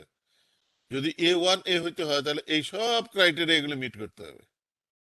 এটার যে কোনো একটা ক্রাইটেরিয়া যদি মিট না করে, তাহলে তোমার বুঝতে হবে যখনই এটা মিট না করবে তুমি পরেরটাতে চলে যাও। তার মানে এখানে মনে করো যে নাম্বার 10 সিবি আছে 50% ম্যাক্সিমাম, তোমার একটা সয়েলের আমি বলতেছি 48% তোমার মনে করো যে, সরি, 52% পাস করতেছে নাম্বার 10 সিপ দিয়ে। তাহলে এখানে আমি বলতেছি যে এটা 50% ম্যাক্সিমাম, কিন্তু তোমার তো পাস করছে 52। ইমিডিয়েটলি তুমি এটাকে ডিসকার্ড করো, এই সয়েলটা এটা না, পরেরটাতে চলে যাও। পরেরটাতে চলে গেলে এটার কোনো ক্রাইটেরিয়া না, এই ক্রাইটেরিয়া হচ্ছে 40 সিবে ম্যাক্সিমাম 50% পাস করতে পারবে, 200 সিবে ম্যাক্সিমাম 25% পাস করতে পারবে। তারপরে এটা লিকুইড লিমিট জানা দরকার নাই, আর প্লাস্টিসিটি ইন্ডেক্স হইতে ম্যাক্সিমাম আমাদের 6। Liquid limit could have any value, but plasticity index maximum হইতে হবে 6। তিনটাই যদি মিলে তাহলে A1B। যদি তিনটার মধ্যে যখনই উপর থেকে তুমি মিলানো শুরু করবা, উপর থেকে, নিচের থেকে না, যখনই একটা মিলবে না তুমি you go to the next one. Could you get my point? এইভাবে তুমি কোনো না কোনো একটা সয়েলের ক্লাস পাবেই তুমি, যে তোমার ওই পার্টিকুলার সয়েলটা কি ধরনের। তাহলে সয়েলটা যদি A1 হয় তাহলে বেস্ট, A7 যদি হয় তাহলে ওয়ার্স্ট। এছাড়াও এটাকে কোয়ান্টিফাই করার জন্য আমরা যেটা করি, আরেকটা ইন্ডেক্স বের করি, এটা হচ্ছে গ্রুপ ইন্ডেক্স। এটা হচ্ছে F minus 35.2.005 liquid limit minus 40, and এখানে হচ্ছে IP minus 10। It does mean you will be getting certain value over there, এবং এই ভ্যালুটাকে আমরা অলওয়েজ পজিটিভ নাম্বার হইতে হবে। এটা যদি নেগেটিভ ভ্যালু আসে তাহলে তোমার ওখানে বলতে হবে এটা জিরো। আর আরেকটা হচ্ছে it should be always expressed is whole number, 1 2 3 4 5 এরকম। নর্মালি এই ভ্যালুটা 0 থেকে 20 ভিতর হয় নর্মালি, এটা এর চেয়ে বেশি হইতে পারে নর্মালি আমি বলতেছি। তাহলে যখনই একটা সয়েল মনে করো যে আছে, সে তোমার A4, একটা সয়েল A4 আছে, তার যদি গ্রুপ ইন্ডেক্স যে এখানে দেখা আছে A1A, এটার যদি গ্রুপ ইন্ডেক্স 0 হয় তাহলে এরকম ব্র্যাকেটে আমরা এটাকে লিখি A1A0। তার মানে তুমি বুঝতে পারতেছো একটা সয়েল যদি A1A0 হয় তাহলে that is the best material. এটা দিয়ে আমি বুঝতেছি যে কোয়ান্টিটিভলি কত ভালো ম্যাটেরিয়াল আর কি। যদি 0 হয় তাহলে তার চেয়ে ভালো কোনো ম্যাটেরিয়াল আর নাই for the construction of subgrade. So এটা হচ্ছে আমাদের অ্যাস্ট্রো সয়েল ক্লাসিফিকেশনের বেসিক থিম। এখন এখানে তুমি দেখো এটা আরেকটা ক্লাসিফিকেশন স্কিম দেওয়া আছে। যদি আমাদের মনে করো যে এখানে যে ক্রাইটেরিয়া আছে, এটাকে কিন্তু আমরা বলতেছি যে গ্রেনুলার ম্যাটেরিয়াল একটা বলতেছি, সিল্ক ক্লে ম্যাটেরিয়াল বলতেছি। তোমরা এটা একটু দেখে নিও, এখানে কিন্তু 50% ক্রাইটেরিয়া নাই, 35% is the criteria over here. But এটা পড়লে আমি শিওর যে তোমরা এটা বুঝতে পারবো এটা। এখন আমরা আসতেছি আমাদের মেইন থিং, যে it is identification of problematic soil. So we have actually several soil's. আমরা এটাকে সাধারণত টার্ম করি ইট ইজ প্রবলেমেটিক সয়েল। যেমন আমাদের লুজ কোর্স গ্রেন সয়েল আছে, সফট ফাইন গ্রেন সয়েল আছে, নন ইঞ্জিনিয়ার্ড ফিল। আমাদের মনে করো যে পলিথিন কিংবা অন্য কিছু দিয়ে আমরা এগুলো ম্যাটেরিয়াল গুলি করলাম। দিস অ্যাকচুয়ালি এই কলগুলিকে সয়েলগুলিকে আমরা বলি প্রবলেমেটিক সয়েল ডিপোজিট। এবং প্রবলেমেটিক সয়েলের ভিতরে আমাদের এইগুলি আছে: highly compressible organic soil, liquefiable soil, collapsible soil, expansive soil, highly sensitive quickly dispersive soil, corrosive soil, high sulphate soil, unusual আর স্পেশাল সয়েল কন্ডিশন, এগুলি আমাদের থাকতে পারে। তো এখন তুমি দেখো এই প্রবলেমেটিক সয়েলের ভিতর এক নাম্বার হচ্ছে আমাদের অর্গানিক সয়েল। তো আমরা বললাম যে অর্গানিক সয়েল আমরা কিভাবে আসলে বুঝতে পারবো। অর্গানিক সয়েলের বেলায় আমাদের যে কাজটা করতে হবে, যে অর্গানিক সয়েল ইউজুয়ালি এটা হচ্ছে ব্ল্যাক ইন কালার। প্রথমে আমরা দেখবো যে সয়েলটা ব্ল্যাক ইন আইডেন্টিফাই যখন আমরা করব, এবং it will have a very bad smell. যদি অনেকদিন পুরানোর অর্গানিক হয় তাহলে ওই ব্যাড স্মেলটা আমাদের নাও হয়তো আসতে পারে। In that case we add একটা small amount of water, so that এটা একটা ব্যাড স্মেল হবে। ব্যাড স্মেল যখনই হবে তখন আমরা যে কাজটা করব সেটা হচ্ছে যে আমরা ধরে নিব যে black colour and bad smell থেকে এটা organic soil. Once it is done, তখন এই সয়েলটারে আমরা লিকুইড লিমিট ডিটারমিন করব। এবং এই লিকুইড লিমিট ডিটারমিন করার জন্য কিন্তু সিম নাম্বার 40 দিয়ে আমাদের পাস করাইতে হবে না। আমরা যেটা করব সেটা হচ্ছে যে আমরা সয়েল স্যাম্পলটাকে আনবো, ড্রাই ইট ইন এয়ার। খেয়াল করো, এয়ার, ওভেনে না কিন্তু, dry it in the air. এবং সরি, একটা স্যাম্পল আমরা ড্রাই করব ইন এয়ার, আরেকটা আমরা ড্রাই করবো ইন ওভেন, নর্মাল ওভেন যেটা 105 ডিগ্রি সেন্টিগ্রেড। এর বেশি ওভেনের আমরা এটা করব না। করার পর দুইটা স্যাম্পলকে ড্রাই করব, গ্রাইন্ড করব, করার পর আমরা লিকুইড লিমিট ডিটারমিন করব। লিকুইড লিমিট ডিটারমিন করার পর যদি আমরা দেখি, খেয়াল করো, লিকুইড লিমিটটা হচ্ছে, আমরা ওটাকে, sorry,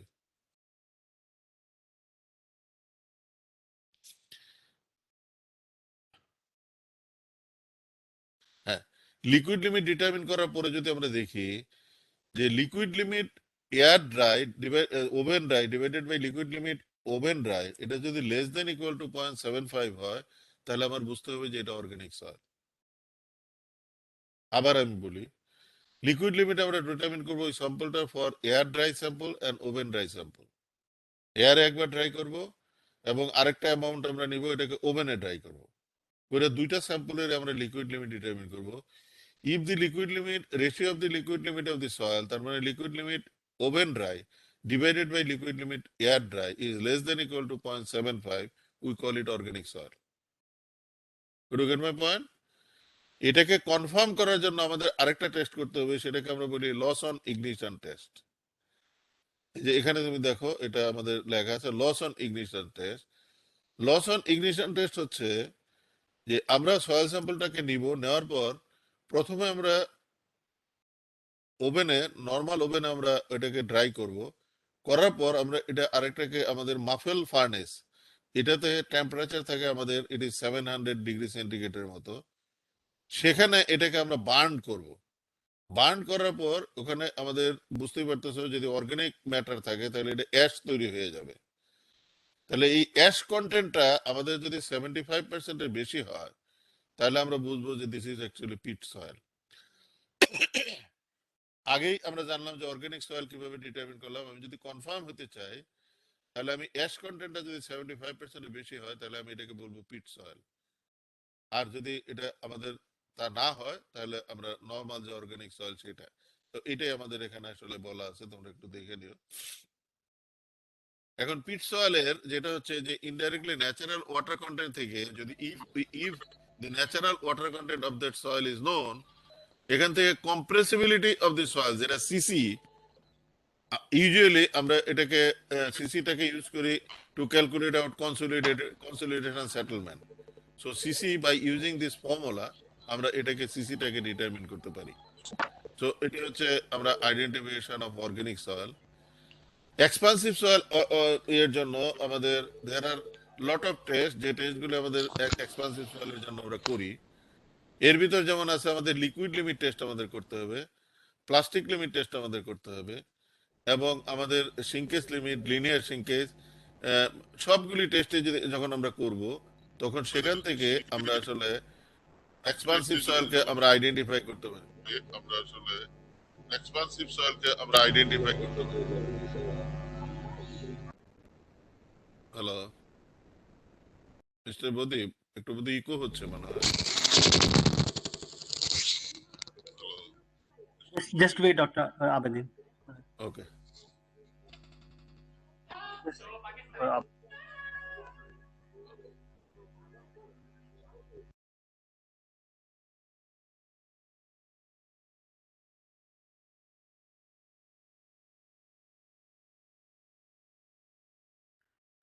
Dr. Abedin? Yes, Yeah, can you hear me? yeah, yeah. Okay, okay. So in order to identify the expensive soil, we have to determine all the consistency tests. In addition to that, we have to do this linear test. এটা হচ্ছে indirectly measure করার জন্য। কখনো এই সয়েলগুলিকে identify করার জন্য আমরা একটা টেস্ট করেই কিন্তু আমরা এটা বলতে পারবো না। We have to verify, cross verification, we have to do cross verification. For example, এখানে তুমি দেখো যে এখানে বলতেছে লিকুইড লিমিট যদি আমাদের যে 0 থেকে 20 হয়, তাহলে নন সোয়েলিং, এটা এক্সপান্সিভ হবে না। সোয়েল করা মানে এক্সপান্স হওয়া। যেমন এটা 50 থেকে 70 হলে হাই সোয়েলিং। এটা হচ্ছে ওয়ান অফ দি মেথডস। আরেকটা মেথডে দেখো, এখানে যেমন বলতেছে potential expansion from shrinkage limit and linear shrinkage. তুমি দেখো shrinkage limit greater than 12, linear shrinkage 0 to 5, এটা হলো নন ক্রিটিক্যাল। আর আমাদের shrinkage limit less than 10, linear shrinkage greater than 8, তখন বুঝতে হবে it is expansive soil. Similarly colloid content, plasticity index, shrinkage limit, এইগুলি দিয়ে আমরা বুঝতে পারি যে আমাদের এই সয়েলটা এক্সপান্সিভ হবে কি হবে না। এখানে তুমি দেখো এই যে চেনের মেথড আছে, যেখান থেকে percent passing number 200, liquid limit, SPT value, তাহলে সে সোয়েলিং হবে কি হবে না সেটা এখান থেকে আমরা বলতে পারবো। এখানে অ্যানাদার ক্লাসিফিকেশন ইজ দেয়ার, এটা থেকে আমরা আসলে বলতে পারি। ইনফ্যাক্ট আমাদের চেনের আরেকটা দেখে আমি হয়তো হয়তো কোনো এক সময় তোমাদেরকে দেখাবো 3 দিনের মধ্যে।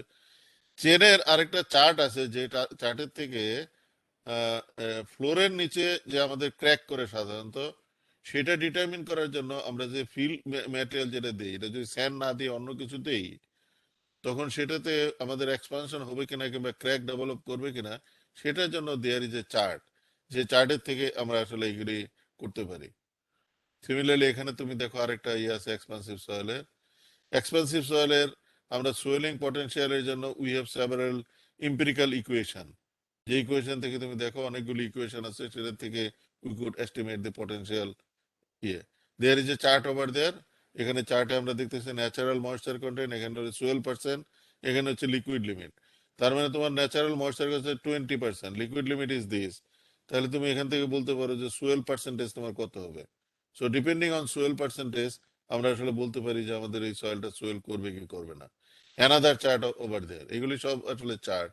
Another chart is over there, এটা হচ্ছে ইট ইজ ইনসিটু ডেন্সিটি, এবং এখানে হচ্ছে আমাদের ইট ইজ সরি, এখানে হচ্ছে লিকুইড লিমিট। হ্যাঁ, এটা এটা একটু সরি, এটা নিচে একটু যাইতে হবে।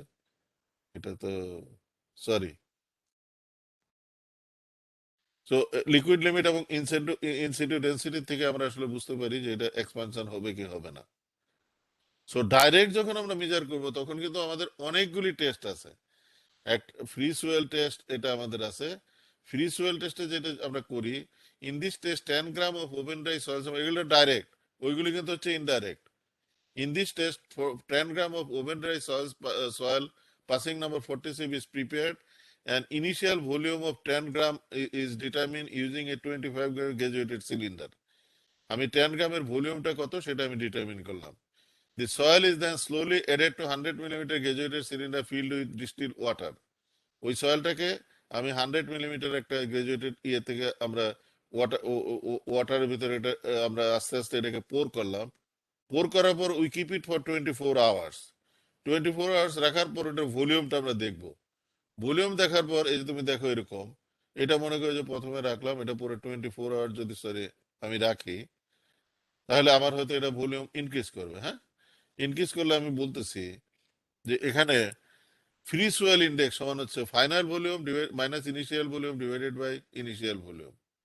তো এইটার ভ্যালুর উপর ফ্রি সোয়েল ইন্ডেক্সের উপর করে আমরা ক্লাসিফাই করতে পারি যে আমার সয়েলটার এক্সপানশন কিরকম হবে, সিভিয়ারিটি কি হবে।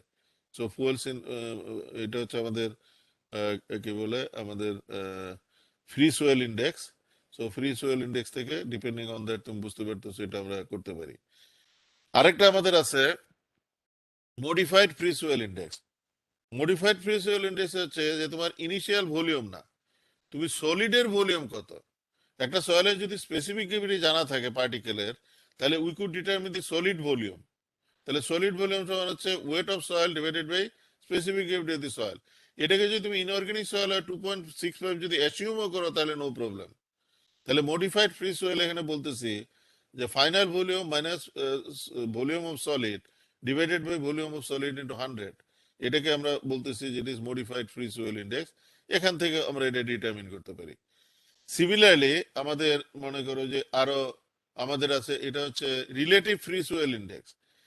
এটা হচ্ছে কি আমাদের রিলেটিভ ফ্রি সোয়েল ইন্ডেক্সে what we have to do, আমাদের এখানে এখানে তুমি দেখো যে এটা হলো final volume divided by weight of the soil. এটাকে 100 দিয়ে যদি আমি গুণ করি তাহলে যেটা হবে সেটা হচ্ছে রিলেটিভ ফ্রি সোয়েল ইন্ডেক্স। তাহলে রিলেটিভ ফ্রি সোয়েল ইন্ডেক্স থেকে উই হ্যাভ এ চার্ট যেখান থেকে আমরা ডিটারমিন করতে পারি। আমাদের আরেকটা আছে যে it is differential free swell index. Differential free swell index হচ্ছে তুমি আমরা যে কাজটা করব, আমরা ওই সয়েল স্যাম্পল নিলাম, নেওয়ার পর আমরা ওয়াটারে অ্যাড করব একটা জারের ভিতর, আর একটা জারে কেরোসিনে অ্যাড করব। করার পর দুইটার যে ভলিউম হবে, volume in air volume in water minus volume in kerosene divided by volume of kerosene, এটাকে আমরা বলতেছি differential free swell index. So differential free ইন্ডেক্সের ভ্যালু থেকেও আমরা বলতে পারি যে এক্সপানশন হবে কিনা।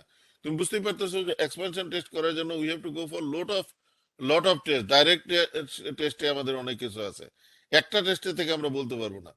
সিমিলারলি কনসোলিডেশন টেস্ট থেকে এএসটিএম 4546 যদি ডিটারমিন করি, সেখানেও কিন্তু আমরা সোয়েলিং প্রেশারটা এক্স্যাক্টলি কত হবে সেটা আমরা ডিটারমিন করতে পারি।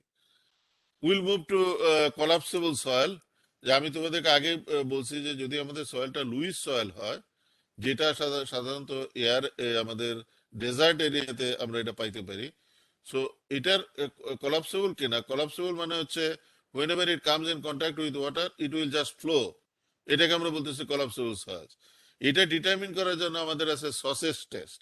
সসেজ টেস্টটা হচ্ছে এরকম যে সসেজ টেস্টে যে কাজটা আমরা করি যে দুইটা সয়েল লাম্প আমরা নেই।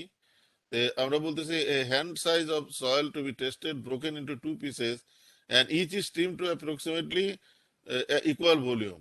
One of them is weighted and molded in the hands to form a dumb ball.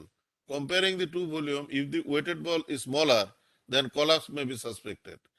আমি একটা সয়েল নিলাম, নেওয়ার পর একটা ড্রাই, আরেকটা হচ্ছে ওই একই ভলিউমের, এটা নিয়ে ওটাকে রিমোল্ড করে পানিতে আমি যদি দেখি যে এটার ভলিউম অনেক কমে যাচ্ছে, তখন আমরা বুঝতে পারবো যে এটাকে আমরা বলতেছি যে collapsible soil.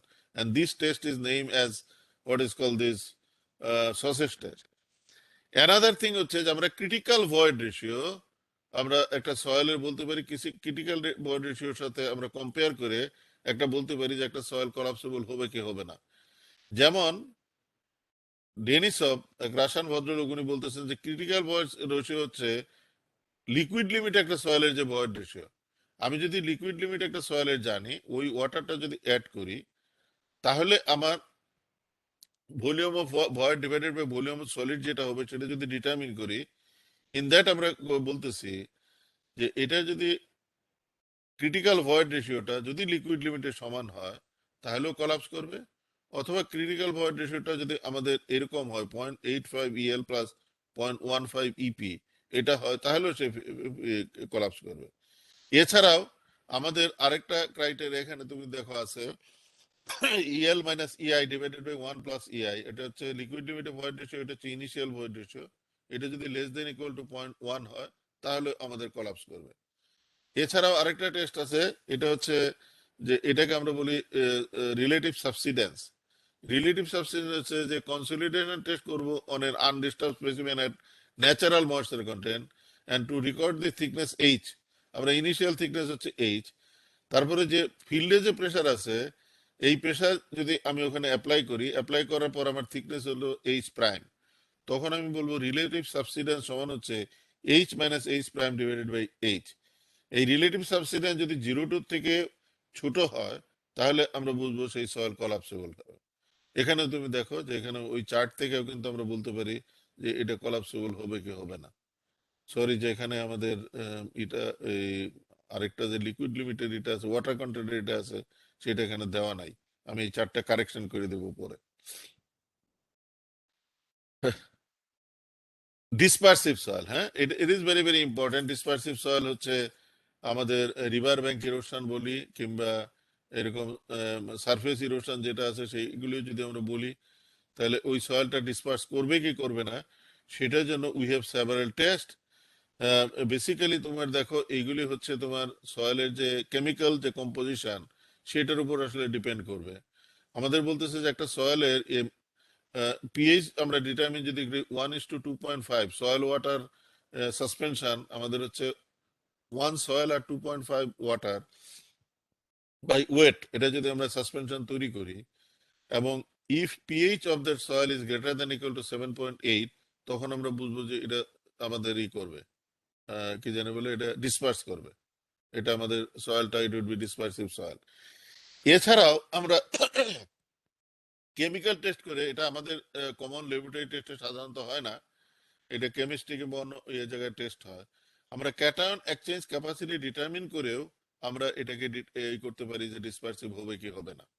তো তুমি দেখো এখানে কতগুলি ফর্মুলা আছে যেটার সাথে আমরা বুঝতে পারি এই যে ডিসপারসিভ সয়েল, এখানে পিকচার দেখে তুমি বুঝতে পারতেছো this is actually dispersive soil. Dispersive soil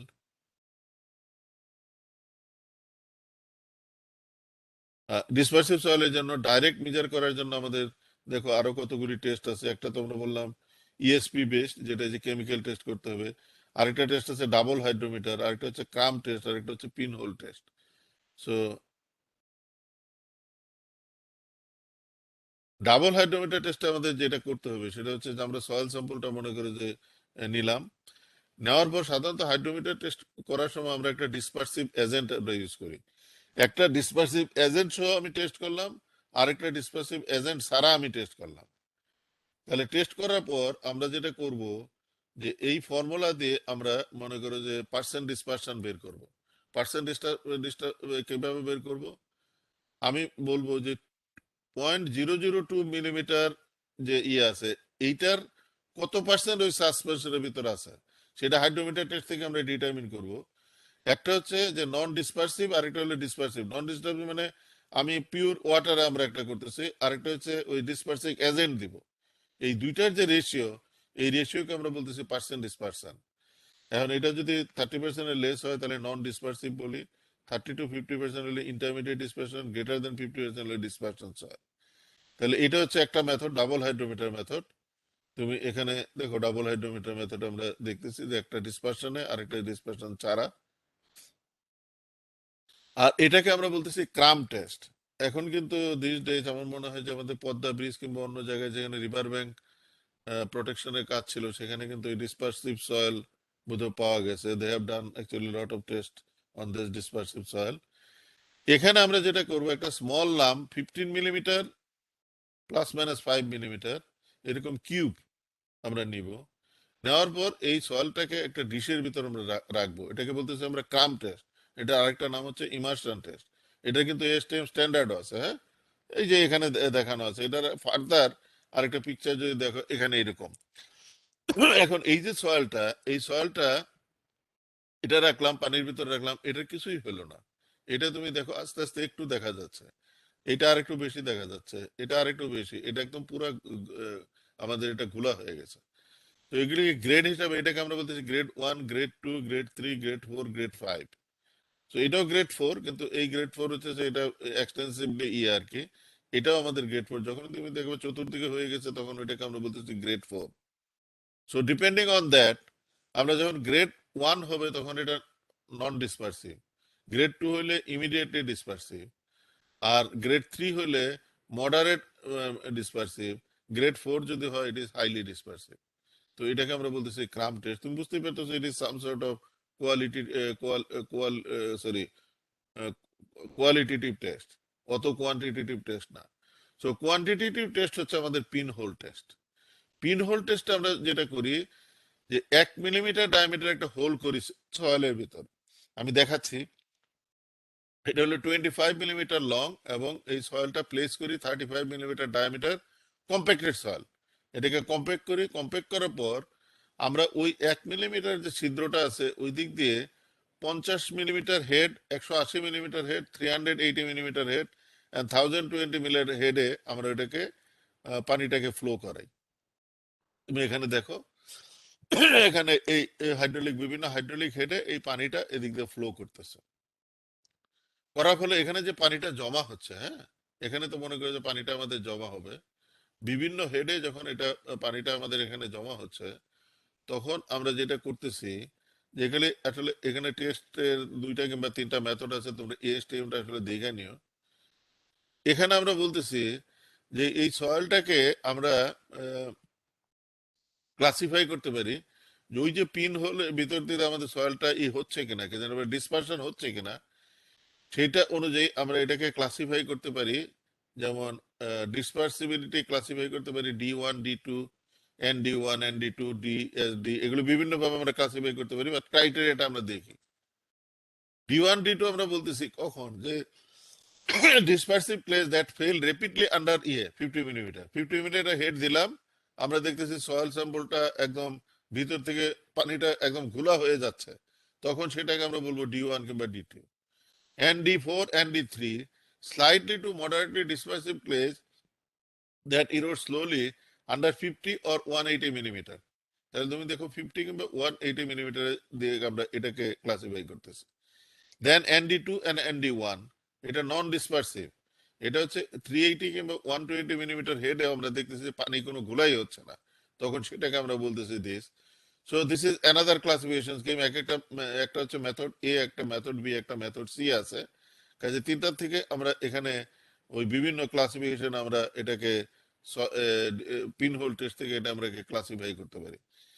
ইরোডেবল soil, ইরোডেবল soil হচ্ছে ডিসপারসিভ সয়েল, ইরোডেবল সয়েল হচ্ছে মোটামুটি মানে সেম। ইরোডেবল সয়েল হচ্ছে আমাদের সাধারণত এটা সারফেসে আসলে আমাদের হয়, সারফেস থেকে পার্টিকেল ট্রান্সপার্ট হয়ে যাবে কিনা বিকজ অফ রেইন ওয়াটার কিংবা অন্য কোনো ওয়াটার, সেটাকে আমরা সাধারণত বলি ইট ইজ ইরোডেবল সয়েল। দুই তিন ধরনের আসলে ইরোডন হতে পারে, তিন ধরনের হতে পারে, শীট, রিল এবং গালি। তোমরা যদি ছবি দেখো তাহলে তুমি বুঝতে পারবা। এটা হচ্ছে আমাদের শীট, সারফেস থেকে আমাদের ওয়াটার এখানে তুমি দেখো যে অনেক ঘোলা ওয়াটার যাচ্ছে, তার মানে হচ্ছে এখান থেকে পার্টিকেল গুলি প্লেন থেকে আমাদের মুভ করতেছে, তাহলে এটাকে আমরা বলতেছি শীট ইরোশন। এটাকে আমরা বলতেছি রিল ইরোশন। তুমি দেখো এখান থেকে মুভ করতেছে, it is depositing over here, এইগুলিকে বলি গালি ইরোশন। যেমন রিলে তোমার স্মল চ্যানেল ফর্ম করবে, আর গালি ইরোশন হচ্ছে something like this, big chunk করে ফল করবে এবং এখানে তুমি দেখেই বুঝতে পারতেছো যে দিস সয়েল ইজ টার্বিড। এখন এই ইরোডেবল সয়েলকে আমরা যেটা করতে পারি, ওই সয়েল স্যাম্পল নিয়ে ওখানে স্যান্ড সাইজ পার্টিকেল এবং clay size particle, seal size particle determine করতে পারি। ডিটারমিন করে এখানে আমাদের একটা আছে বায়োকস ইরোডেবিলিটি ইন্ডেক্স। এটা এখন আর ব্যবহার করা হয় না, এটা আগে ব্যবহার করা হতো। বাট এটাকে মডিফাই করে এখন মালয়েশিয়াতে তারা 2013-এ দে মডিফাইড ইট, এবং সেটাকে তারা বলতেছে মডিফাইড ইরোডেবিলিটি ইন্ডেক্স, ইআই, রম, ইআই রম। এই রমটা যারা মনে করে যে কি বলে, এটার অন্য কোনো রমের মিনিং নাই, যে ওনার নাম হচ্ছে রোসলান এবং আরেকজন বোধহয় মোহাম্মদ, আরেকজনের জানি কি নাম আছে, তিনজনের নাম অনুযায়ী এই ইন্ডেক্সটা দেওয়া, ইআই রম। এটা হচ্ছে percent sand plus percent silt divided by 2% clay. এটা অনুযায়ী একটা সয়েল ইরোড করবে কি করবে না, উই কুড ডিটারমিন ইট। এবং এখানে বলতেছে রম scale index if it is less than 1.5 তাহলে লো, 1.5 থেকে 4 হলে মডারেট, 4 to 8 হলে হাই, 8 to 12 হলে very high, and greater than 12 হলে ইট ইজ ক্রিটিক্যাল। সো এখানে আছে identification of soft inorganic soil. Soft সয়েলের পার্টিকুলার কোনো ডেফিনেশন নাই। আমরা এসপিটি ভ্যালু যদি কোথাও 2 হয় এবং এটা ক্লেই সয়েল হয়, এবং এটা মনে করি যে উই এক্সপেক্ট যে undrained shear strength less than equal to 20 হবে, তখন সেটাকে আমরা বলতে পারি it is soft soil, very soft soil. আর 2 এর থেকে 4 হলে আমরা বলতে পারি is the very soft soil. হ্যাঁ, লিকুইফাইবল সয়েল, আমি এটা এখানে আনতাম না, কারণ লিকুইফিকেশন সম্বন্ধে ডিটেলস প্রফেসর মেহেদি আলাপ করবেন, এবং এটা also important for us. So liquefiable soil যেটা হচ্ছে যে আর্থকুয়েকের সময় আমরা ইউজুয়ালি দেখি, if the soil is loose and saturated and coarse grain, in that particular case because of earthquake motion, আমাদের যে সয়েলটা আছে এই soil could behave like a liquid. এবং এটাকে আমরা, তার মানে মানে যে শেয়ার স্ট্রেংথ যার আছে, তার shear strength almost it would be actually zero. এই জন্য এটাকে আমরা বলতেছি it is the liquefiable soil. So liquefiable সয়েলের জন্য ডিটারমিন করার জন্য আমাদের বিভিন্ন মেথড আছে। সো এটা কিন্তু আমাদের যে শুধুমাত্র কোর্স গ্রেন সয়েল হবে নট নেসেসারিলি, এটা কিন্তু ফাইন গ্রেন সয়েলে আসলে লিকুইফেকশন আমাদের হইতে পারে। এখানে যেমন দেখো তুমি কোর্স গ্রেন সয়েলের কিছু ক্রাইটেরিয়া দেওয়া আছে। Soil must be saturated, the soil is predominantly coarse grain, typically less than 20% of fines. Soil is loose, relative density is less than 40, the ground motion is sufficiently strong. In that case আমরা বলতেছি liquefaction হবে। আবার আমাদের এই আমরা বলতেছি যে না, শুধু ফাইনার সয়েল যেটা আছে, fraction of finer than 0.005 less than 15, liquid limit is less than 35, natural water content is greater than equal to 0.9, এবং liquidity index is greater than 0.75। তাহলে ওই যে আমরা আগে আলাপ করলাম যে লিকুইডিটি ইন্ডেক্স 1 মানে হচ্ছে এটা লিকুইডের মতোই, আর আমাদের এখানে 0.75 আছে, তুমি বুঝতেই পারতেছো এটা স্টিফনেস খুব বেশি না। তো এই ক্ষেত্রে আমরা দেখবো যে আমাদের যদি ইভেন ইফ এটা ফাইন গ্রেন সয়েল হয়, তাহলে আমাদের লিকুইফেকশন আসলে হইতে পারে। তো এখানে আরেকজন আরেকটা ক্রাইটেরিয়া দিয়ে গেছে, বিভিন্ন জন বিভিন্ন ক্রাইটেরিয়া দিয়ে গেছে। এই জন্যই আমরা বলতেছি যে problematic soil whenever you going to identify, you have to actually exercise lot of things। তুমি একটা মেথড দিয়ে ক্যালকুলেট করে তুমি বললা, ইভেন আমরা যদি পাইলের একটা ক্যাপাসিটিও বের করি, তাহলে আমাদের কিন্তু বিএনবিসি তে বলা আছে যে you should actually test by using several methods use করেই তোমাকে ওটা করতে হবে। তাহলে এখানে বলতেছে যে একটা সয়েলের যদি লুইস সয়েল ডিপোজিট হয়, তাহলে সেখানে লিকুইডিটি ইন্ডেক্স যদি গ্রেটার দেন 1 হয়, এটা প্লাস্টিসিটি ইন্ডেক্স যদি লেস দেন 12 হয়, natural water content divided by liquid limit এটা যদি 0.85 এর থেকে বেশি হয়, তাহলে এটা কিন্তু লিকুইফেকশন হইতে পারে। ইভেন তুমি বুঝতে পারতেছো যে এটা সিল্টি সয়েল, এটাও লিকুইফেকশন হইতে পারে। লিকুইফেকশন যখন আমরা মানে মেজার করি, এটা প্রফেসর মেহেদি তোমাদেরকে ডিটেলস বলবেন, তখন সাধারণত এটা আমাদের যে কি যেন বলে যে আমাদের সেসমিক যে ওয়েভগুলি আছে, পার্টিকুলারলি সারফেস ওয়েভ, এখান থেকে আমরা যে ভেলোসিটি সেটা থেকে আসলে নর্মালি ডিটারমিন করি। বাট ইনডাইরেক্টলি এসপিটি ভ্যালু থেকে আমরা ডিটারমিন করতে পারি বাই ইউজিং ভেরিয়াস ফর্মুলা কিংবা ভেরিয়াস চার্ট। এখানে তুমি দেখো কতগুলি চার্ট আছে, যে চার্টের থেকে আমরা এটা হলো সরি, এটা দেওয়া আছে আমাদের সিপিটি ভ্যালুর থেকে। আর এসপিটি ভ্যালুর থেকে দেখো এখানে সাধারণত আমরা factor of safety against liquefaction আমরা বলি cyclic resistance ratio at the earthquake of 7.5 intensity divided by cyclic stress ratio. কথাটার অর্থ হচ্ছে যে তোমার আর্থকুয়েকের সময় যে স্ট্রেসটা ডেভেলপ করে এটাকে আমরা সাইক্লিক স্ট্রেস বলতেছি, আর এটাকে আমরা বলতেছি রেজিস্ট্যান্স।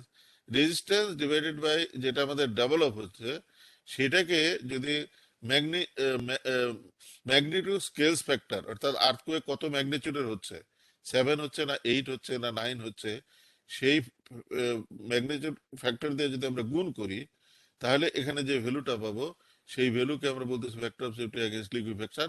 এবং ফ্যাক্টর অফ সেফটি একের থেকে বড় হলেই আমাদের বুঝতে হবে সয়েল উইল লিকুইফাই। সরি যে I had to finish it very quickly. আমার মনে হয় যে আমাদের কত সময় আছে ইয়েতে।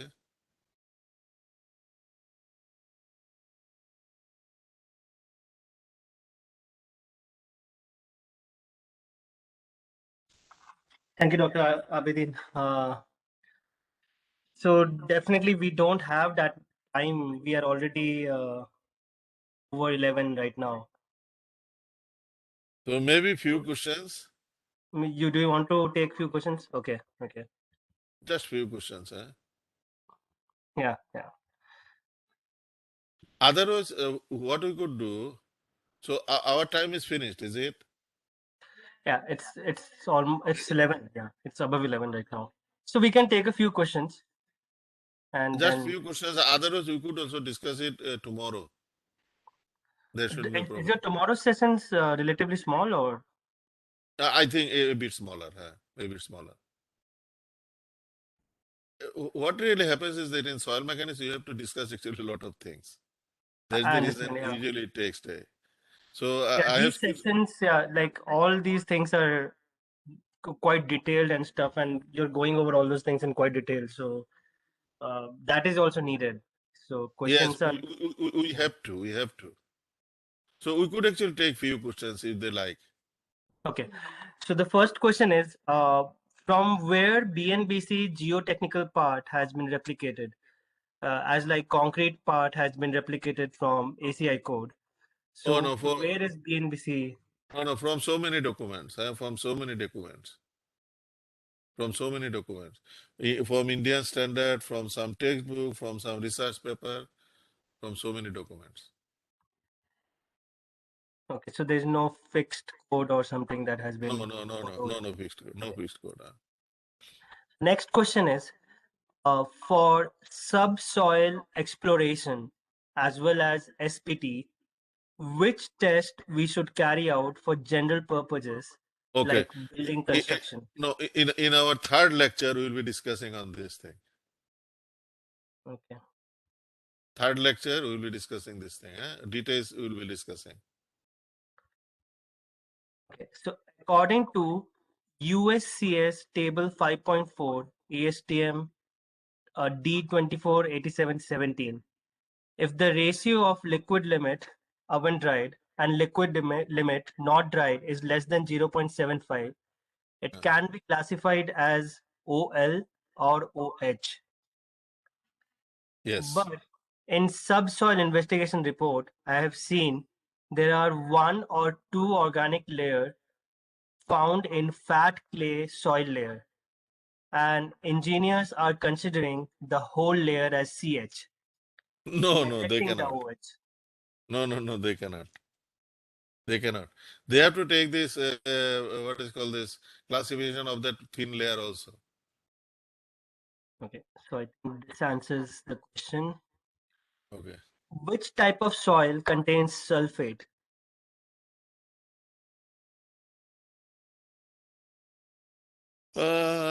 Which type of soil contains sulfate?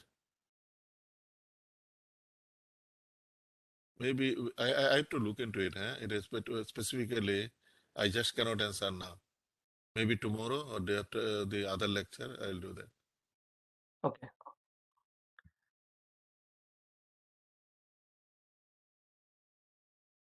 For consistency test, why don't we use steel hammer?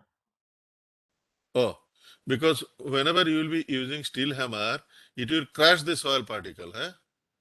If you have The smaller is the particle, smaller is the surface area, and higher is the affinity for water. So we don't want that our particle should crash. Our particle should remain as it is. If it is wooden hammer, there is less possibility that the particle would be crushed. When GI is a fraction number, then which integers should we take? The lower one or higher? If you take consider numerical one, it should be higher one, but it doesn't matter actually. It is a different one, so there shouldn't be a problem. So you could take higher one, no problem. Okay. To determine soil class SC or SD for seismic analysis, BNBC suggests three alternative parameters where SPT-based classification is not practiced. So is there any restriction or modification required to use SPT-based classification for cohesive soil? That one actually, because that is the topic of Professor Mehdi, is better. Or Yeah. what I could advise, you could actually call me over telephone. So in this forum, it is supposed to be answered by Professor Mehdi. Okay, okay. Any other question? Say I take two more questions. Yeah. Sir, can you explain the procedure to assess loss of soil strength due to liquefaction and procedure to include it in the foundation design? It's the same again. It would answer by Mehdi. Okay. We'll take one more question. Um, Anybody, if you like, you could actually call me. Personally, you could call me, no problem. Any more question? yeah, I'm just checking some. If we construct a building in a place where a controlled landfill, Uh, I don't understand. What will be the minimum FM for filling sand? it is the plain filling, is it? Controlled landfill. Yeah, plain filling. So in any filling, these days we don't actually use this fineness modulus. Rather, we use suitability number. There is a formula for suitability number. Okay. You could use this value, the suitability number, what I believe it should be in between 0 to 10. Okay. So I think that's the last question we'll take, and we answered most of the questions. There were not that many questions to begin with, and so that's pretty good. Thank you, Dr. Abedin, for going over this lecture. I think you started with very basic, and you built on it. So that was very good about your lecture today. And we'll see No, you tomorrow with Geotechnical 2. And thank you for all the participants for joining in such huge numbers. And these lectures are really good. I'm telling you, like personally, these lectures are very good. Take full advantage of these things. And the feedback session will be switched on after like a couple of minutes, and the quiz. Please provide your feedbacks. Uh, we are assessing your feedbacks, and we'll take necessary actions based on your feedback.